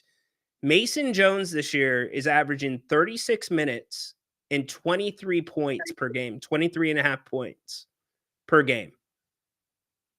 That's on 16 field goal attempts. His 3-point percentage, 41.3%, pretty damn good. Assist, he's averaging 7.4 per game. Turnovers 3.5, so he's basically at a 2-to-1 assist to turnover ratio. Y'all ready for Terrence Davis's numbers? 26.4 minutes per game, 14.3 points, 3-point percentage 40.2%, assists 2.9 per game, turnovers 2.2. So if we're looking at what Mason Jones has been doing this season in Stockton and comparing it to what Terrence Davis is, he's doing twice as much. Mason Jones right now is twice the player Terrence Davis is. And he's sitting there in the organization. Well, and that's why I bring it up. Again, I'm not there like you watching it. I just based off the numbers I see, and I'm like, well, but then you brought up he's getting held by tape. So I'm like, oh, maybe that's why they're going. I mean that with all due respect. He's beat up as any player this time of year is beat up, but Mace in particular because the offense centers around him and Scal, and he's on the court all the time. He's fallen. The pace that they play at, and then the other thing that figures into this too is they can't take him away from Stockton right now for the G League Finals. That probably figures more into it than his wear and tear because he's guaranteed committed to Stockton at least through the 11th, which would put him out for the next 2 games for Sacramento. So, wow. Well, it's got to be like a break glass in case of emergency thing, right? Like you don't really expect Terrence Davis to get minutes unless we're getting blown out or winning by a lot, I'm assuming. Well, this to me is not about Terrence Davis. This to me is about Malik Monk. Okay. That's what it is to me, because if you're ramping up Devin Carter and you've kind of made the decision that Devin Carter is going to get the minutes over Markelle Fultz at this point, then that position is kind of set aside. Why do you need another 2 guard? Yeah, very true. Again, a guy that's right there in the middle. He's an undersized 2 guard that's not a point guard. This franchise, obsessed with them. Just obsessed with them. Monty has a type. Monty has a type. I think we all have types. Do the we all Kings got types, not know what a true point guard is? They must not. But anyways, The bigger story here is Malik Monk. This to me is kind of that white smoke that calf may have him out through the rest of the season if you are signing TD. It's a 10-day, I assume. I haven't looked, but it's a 10-day. It just says Sham says they're signing him to a deal. Huh. Okay. Yeah, I don't know. That's I see it as a break glass thing, hopefully. If I don't expect them to play tomorrow or anything like that, unless, like I said, a blowout or something like that. But our guys have been playing heavy minutes. Zach LaVine played 45 minutes yesterday. That's crazy. But if you've been playing heavy minutes the entire season, you're not going to change it. You're not going to break the glass to change the minutes now. well, you know what too. Now that I'm going to counter myself, even though Zach plays a lot, I feel like they're not. This is even crazy to say. I feel like they're not super hard minutes. He's not sprinting the entire time. I get kind of annoyed because I'm a big Zach LaVine fan. He's always kind of like, chilling a little bit. He'll sprint every now and then, but he shoots a lot and he's not obviously not hustling that much on defense. So I don't see him get a lot of wear when he plays 40 plus versus like Keon when he looks thrashed when he plays a lot of minutes because he's flying all over the place. You know what I mean? Yeah, no, I hear you. I hear you for sure, brother. All right, well, I appreciate you. Thanks for calling into the show. This one took a little bit of a left turn. All right. All right, thanks. Appreciate you. Wow, the Kings are signing Terrence Davis. Let's put his numbers up for you to look at really quick, and we will talk about what that means. I really think, this is the bigger point.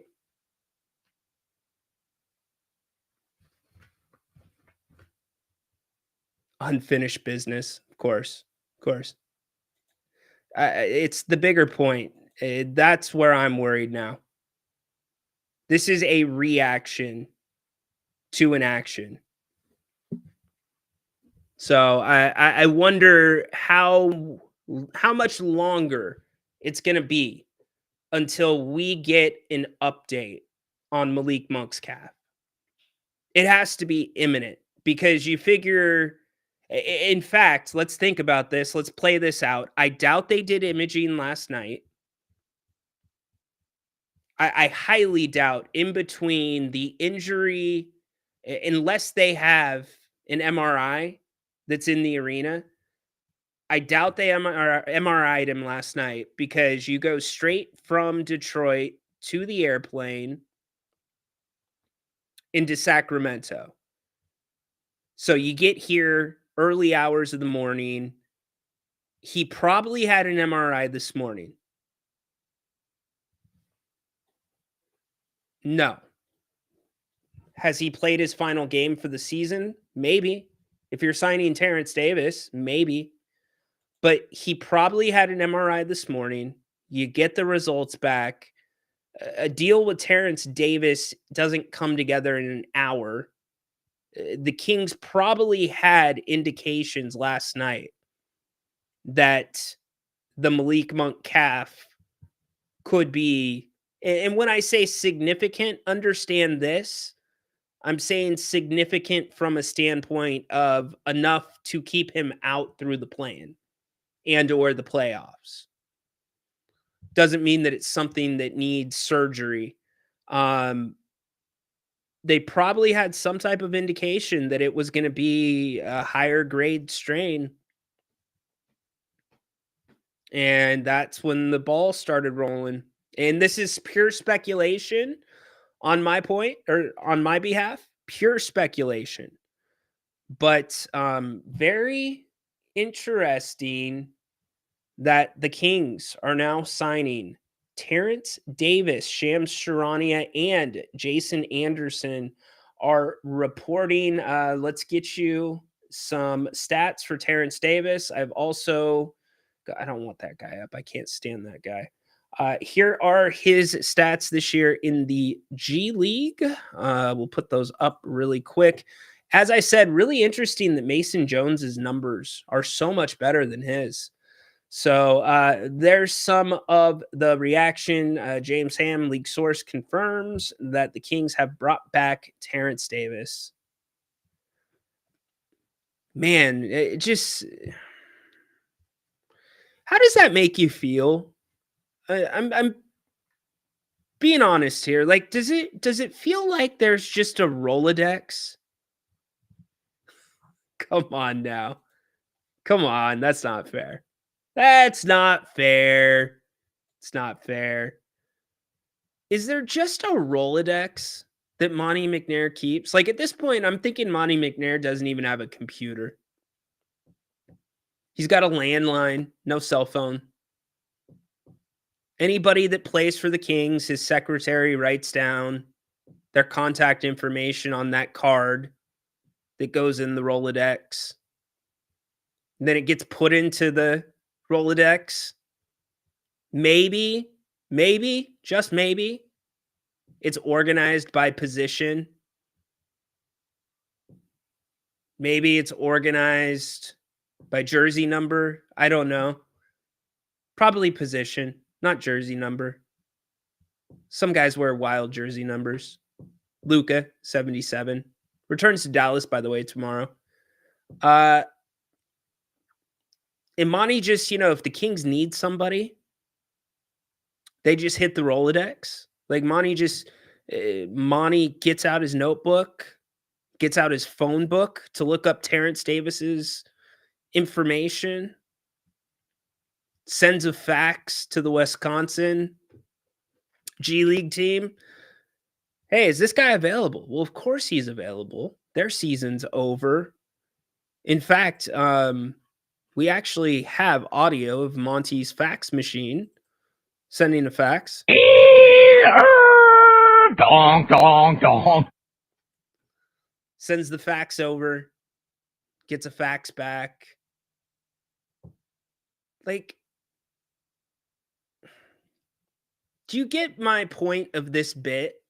Like, do you understand my point of this bit? It's that if it's not familiar, the Kings don't do it. Got to be familiar. Zach LaVine 3 years ago. Kings make an offer sheet too. Bulls match it 3 or 4 years ago. Right? You still end up with Zach LaVine.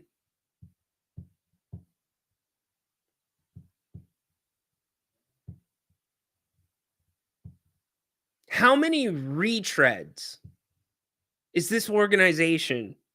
I'm sorry. I can't do it. And I'm not saying that the pool of candidates is great to pull from right now. But I sure as hell, I'll tell you this. I sure as hell would have been reaching out to Phoenix first in their G League team, the Valley Suns, and saying, hey, is Ty Washington available? That's the first name I would have asked for. But no, Terrence Davis, because he's been here before. Even though this is a completely different system, is it even a system that the Kings are running offensively? 7 years ago. Thank you, Dirk. It's a retread of a retread. It's things like this that depress me. It's things like this that make me stand on my little soapbox and say, we need a fresh set of eyes. If you're just joining us, the Kings have signed, reportedly, per Shams, and multiple other reporters locally, Terrence Davis. How old is Terrence Davis now? Just out of curiosity. 1998, 26. Oh, no, that's Mace. My bad. My bad, Mace. Terrence Davis, 1997, 27 years old. When was the last time Terrence Davis was in the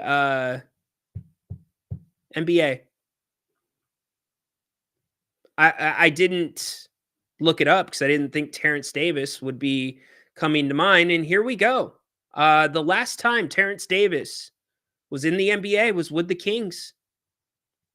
22-23. He has not been in the NBA since 22-23. How about that? Let me put that up right here for you guys. Terrence Davis has not been in the NBA since 22-23. He is not.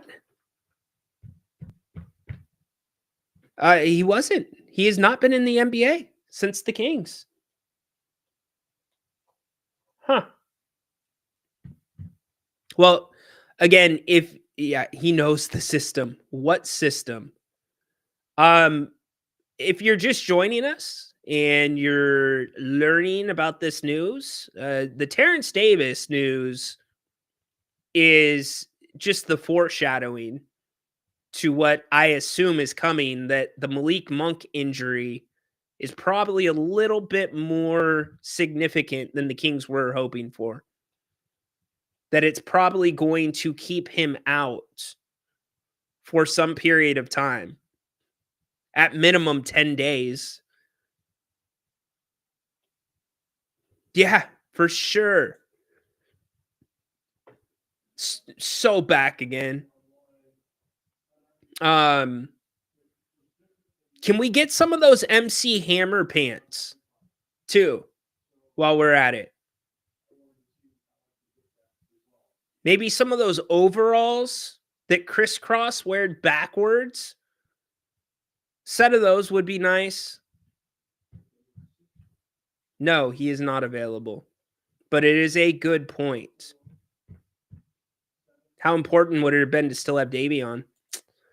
I say we sit and wait for the news about Malik Monk. That's what I would be really honed in on now, is what's it going to look like and when is it going to drop? I would be keeping track of Shams's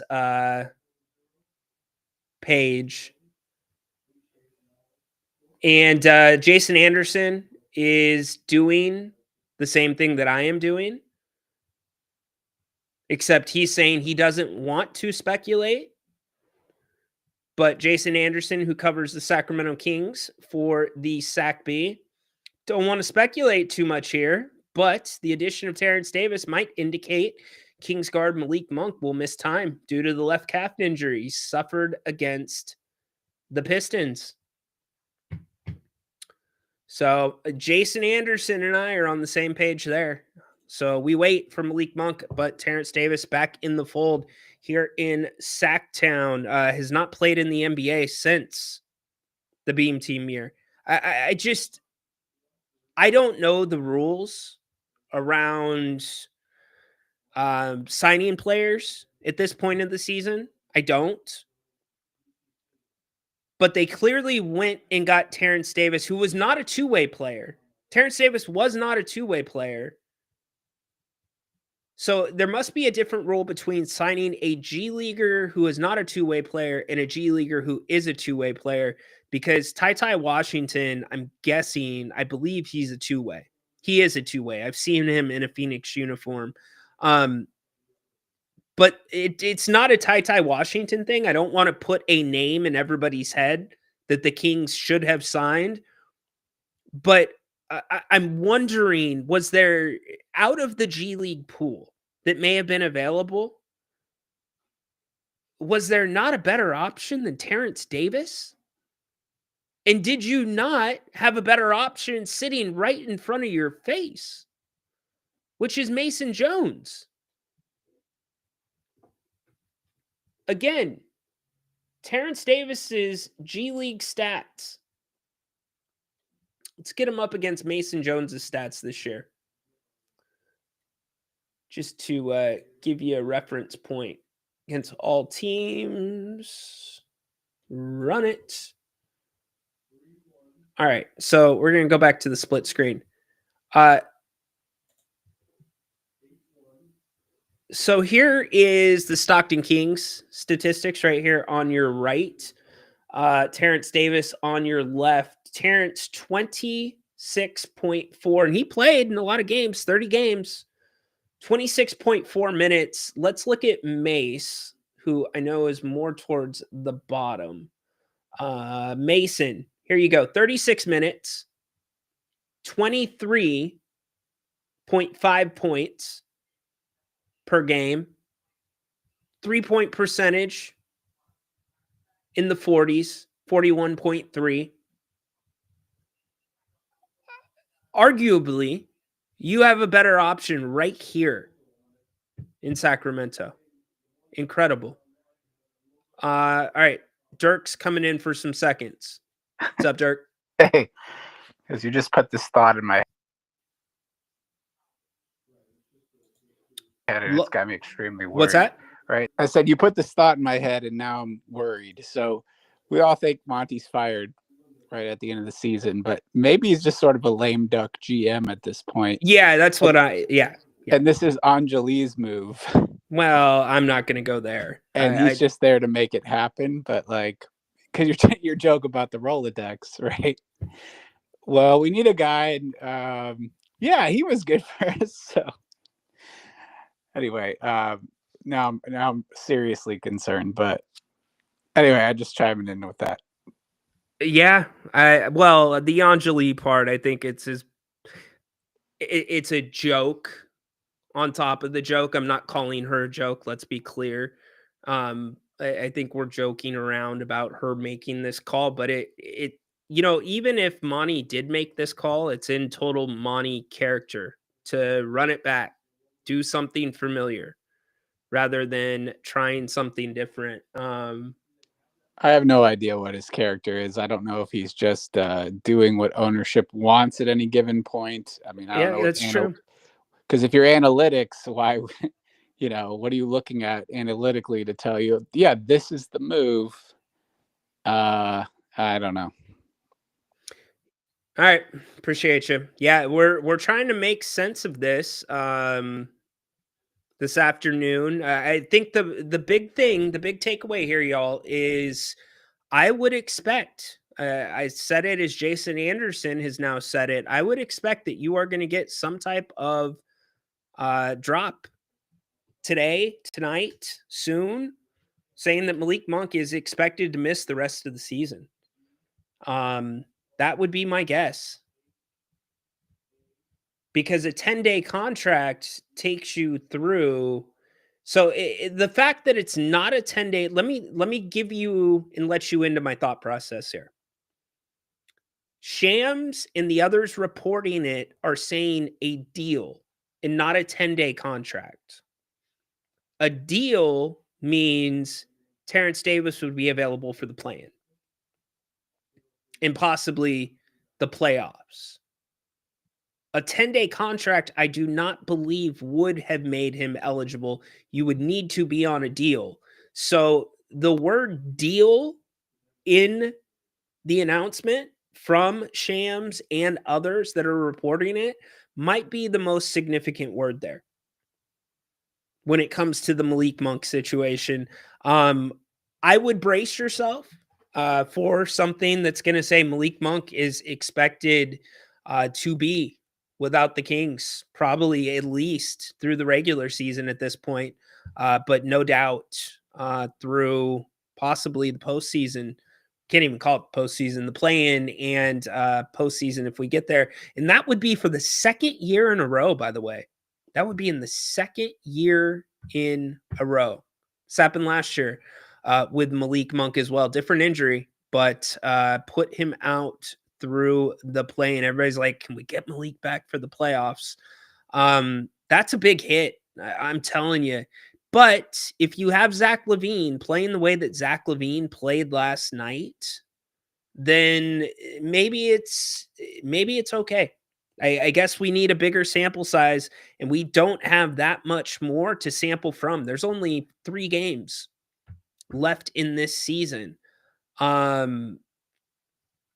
Yeah, I just, can you still do a 10-day contract when the deadline? Okay, so again, here was my thinking process, Tristan.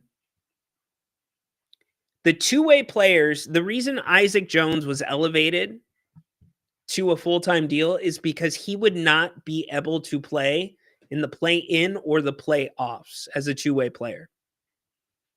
Same goes for Mason Jones.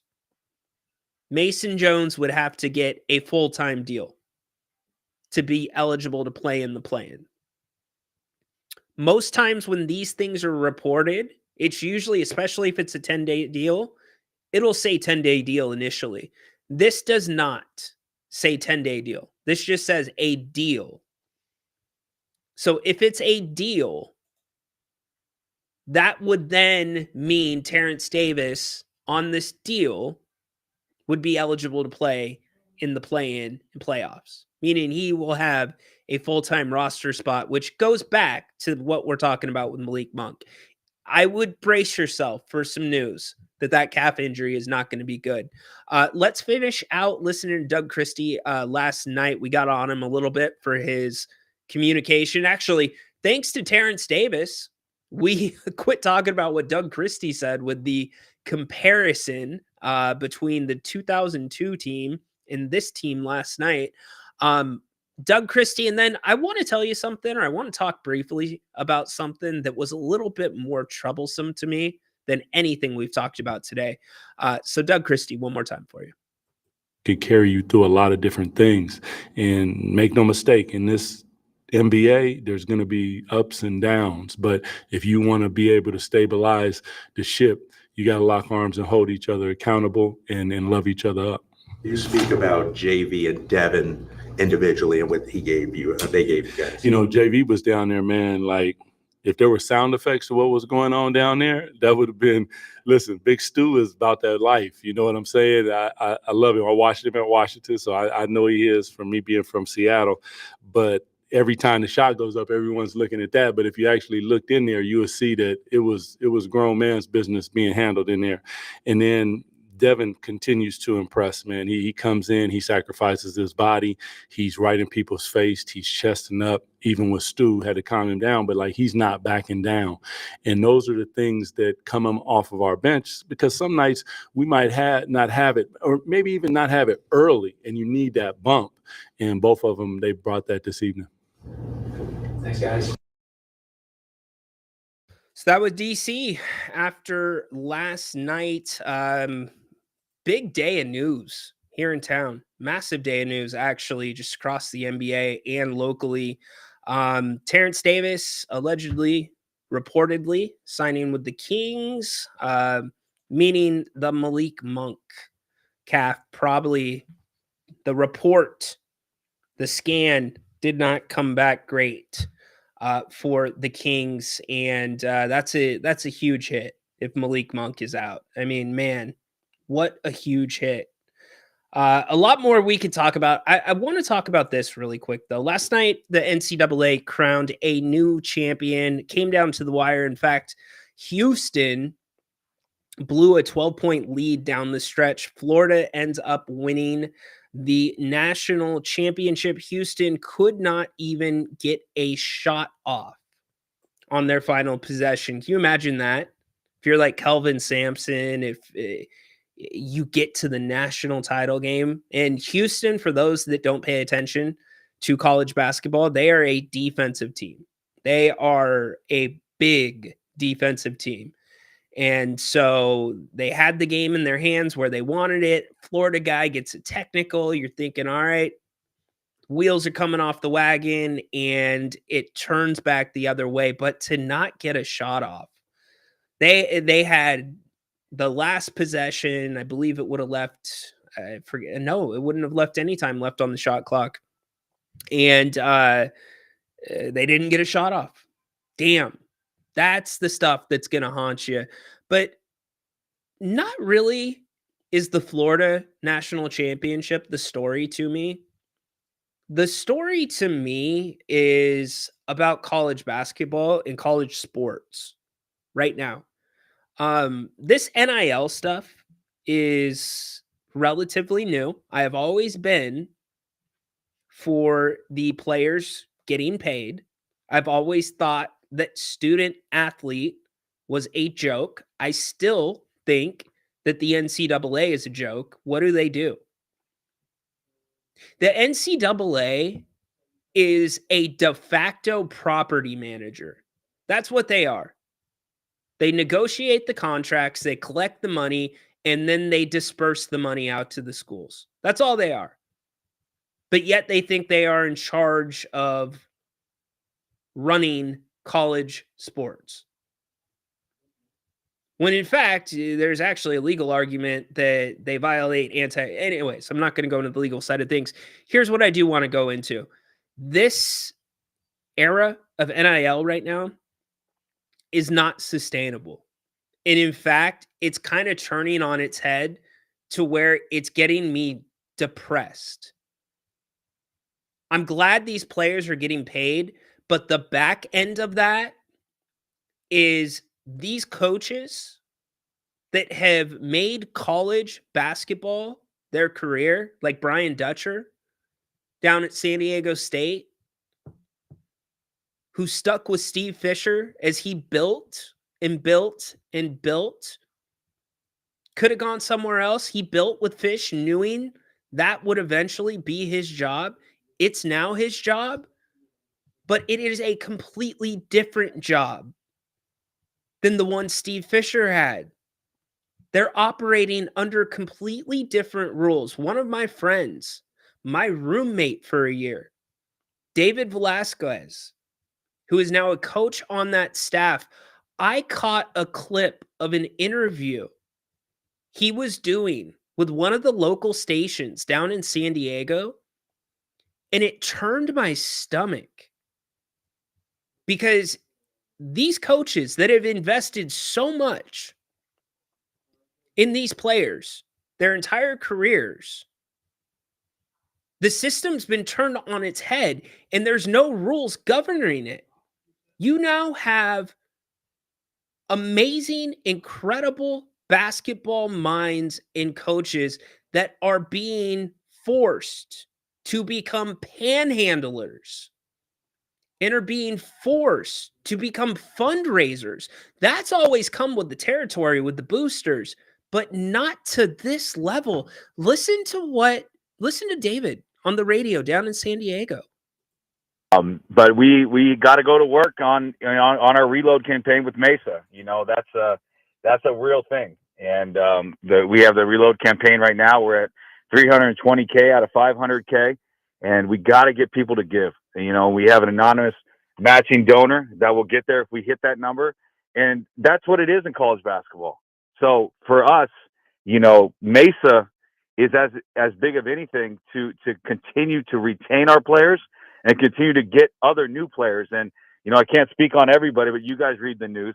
We're adding some big time pieces to this program, some pieces that are going to add value in every which way to this program. But to retain the guys we have, to keep the transfer portal quiet from our end, we need our fans, the community to step up, tell a friend, get a friend to step up and help us out. Yeah, I do love that. Dave Velasquez with us. Again, if you want to contribute, your donation is matched going on right now, mesa-aztecs.org. So your donation is really going far right now to help keep this team together. Add to it.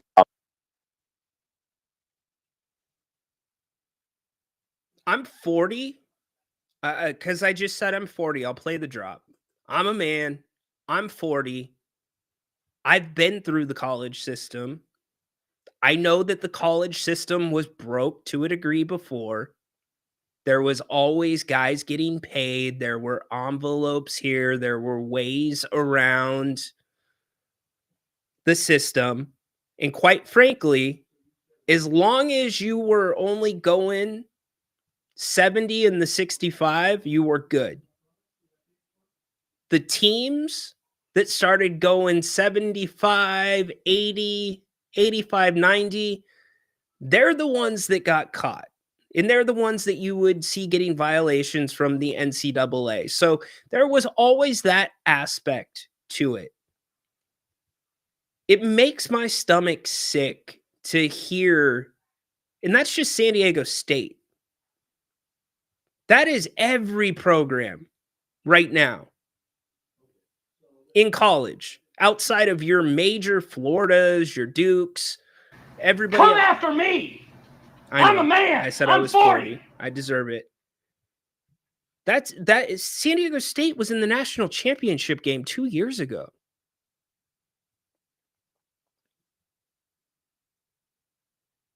It's mind-blowing to retain our team. Let's take it a step further to retain our jobs. We need your money. Holy crap.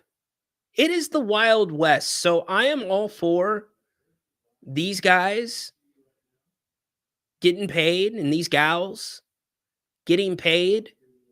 But just as PK saying college basketball is cooked, fans saying college basketball has been destroyed, you are on the verge of destroying college basketball, if not already there.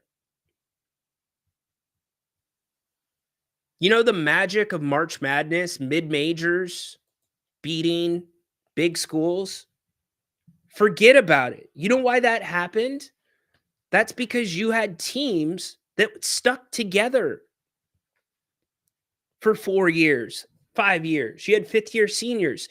You're not going to have that anymore. If you have a good year at Western Sonoma North State, an NIAA school that I just made up, you're going to get poached away to a bigger school because of the money. And so on and so forth. You have a good year at that bigger school, you're going to get poached away to another school.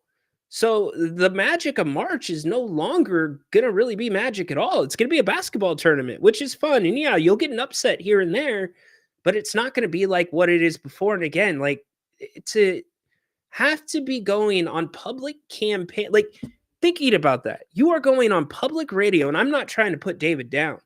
That is the nature of the business now.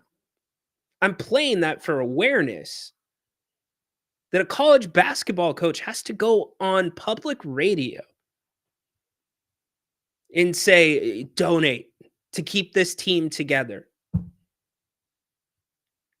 I mean, like, almost basically putting it back on the fans. Hey, if you don't donate, then you might get a crappy product. Sorry. Even though we're doing our best and we're coaching our tails off, but it goes back to the ingredients that now are for sale. Before it was like aftermarket stock trading, you know, before NIL. Now this is the full out stock market. And we have donors that are matching. Incredible. And that's San Diego State that was just in the national championship 2 years ago. Holy bleep. College basketball, sad state of affairs. Super sad state of affairs. So anything else that we need to hit before we get out of here? Don't forget, Grant is going to be back at 8 o'clock tonight doing open forum. Make sure that you join him. He is going to have more than enough to talk about. Keep an ear to the ground, because likely going to be some Monk news dropping, seeing that Terrence Davis has now been signed. And again, just a prototypical Sacramento Kings move to go to the Rolodex and see who last played for this team and can still walk and can still dribble a basketball. And if they fall into the category that says, yeah, they can't walk and they can't dribble a basketball, oh, that's okay. We can just put them on TV. Like, come on, man. Terrence Davis, Mason, I get with the G League and Stockton being in the finals, that's a delicate balance. You take Mason away from that team, the team's not going to win. In fact, Osceola blew out Stockton both meetings last month because Mace and the guys were not there. So it changes the dynamics there. And yes, if you are just joining us, go support the Stockton Kings tonight, 5 o'clock ESPNU, game 1 of the G League finals. They are back in Stockton for game 2 on Friday. So make sure you buy tickets. If you want to win tickets, make sure you stay tuned to the Kings Court here. We will be giving some away, but support your Stockton Kings. And man, what a day. Mike Malone being fired. Terrence Davis back to Sacramento, reportedly. Malik Monk likely going to be out. Cristobal, dude, I was looking for you on Cristobal. Are you not on X? I was looking for him. Like, Cristobal, reach out to me. I got tickets for you. Couldn't find you, bro. We'll get you some tickets for sure. So, haunted horse, unbelievable stuff. Sacramento Kings rising up like the Undertaker, bringing back TD. King me, light the beam. Hey, Rich, do you know the last time Terrence Davis was in the NBA? If you're still there, Rich. Do you know the last time he was in the NBA? All right, well, hit me up at rhinoinsacktown@gmail.com. We'll get you a set of tickets to the finals. So, what a day. Grant's going to have a field day with this one later. So enjoy the rest of your day. Go watch Stockton Kings tipping off in just about 50 minutes or so. And we'll let you know if anything else notable happens with Malik Monk. Pay attention to our X accounts. We will tweet that out. As always, we appreciate you supporting the channel. And we will be back tomorrow. Grant will be back tonight, though, first. And you've got a little bit of a surprise coming for you, Sacramento. I can't say what it is, but pleasant surprise coming in the next few days. You'll find out what that is sooner rather than later if you're not with us at the beginning of the show. I cannot divulge it, but you will know here in a little bit. All right, we're out. Have a great rest of the day. Join Grant, 8 o'clock tonight. He will bring you home, answer any questions, probably be talking about a Malik Monk diagnosis by that point.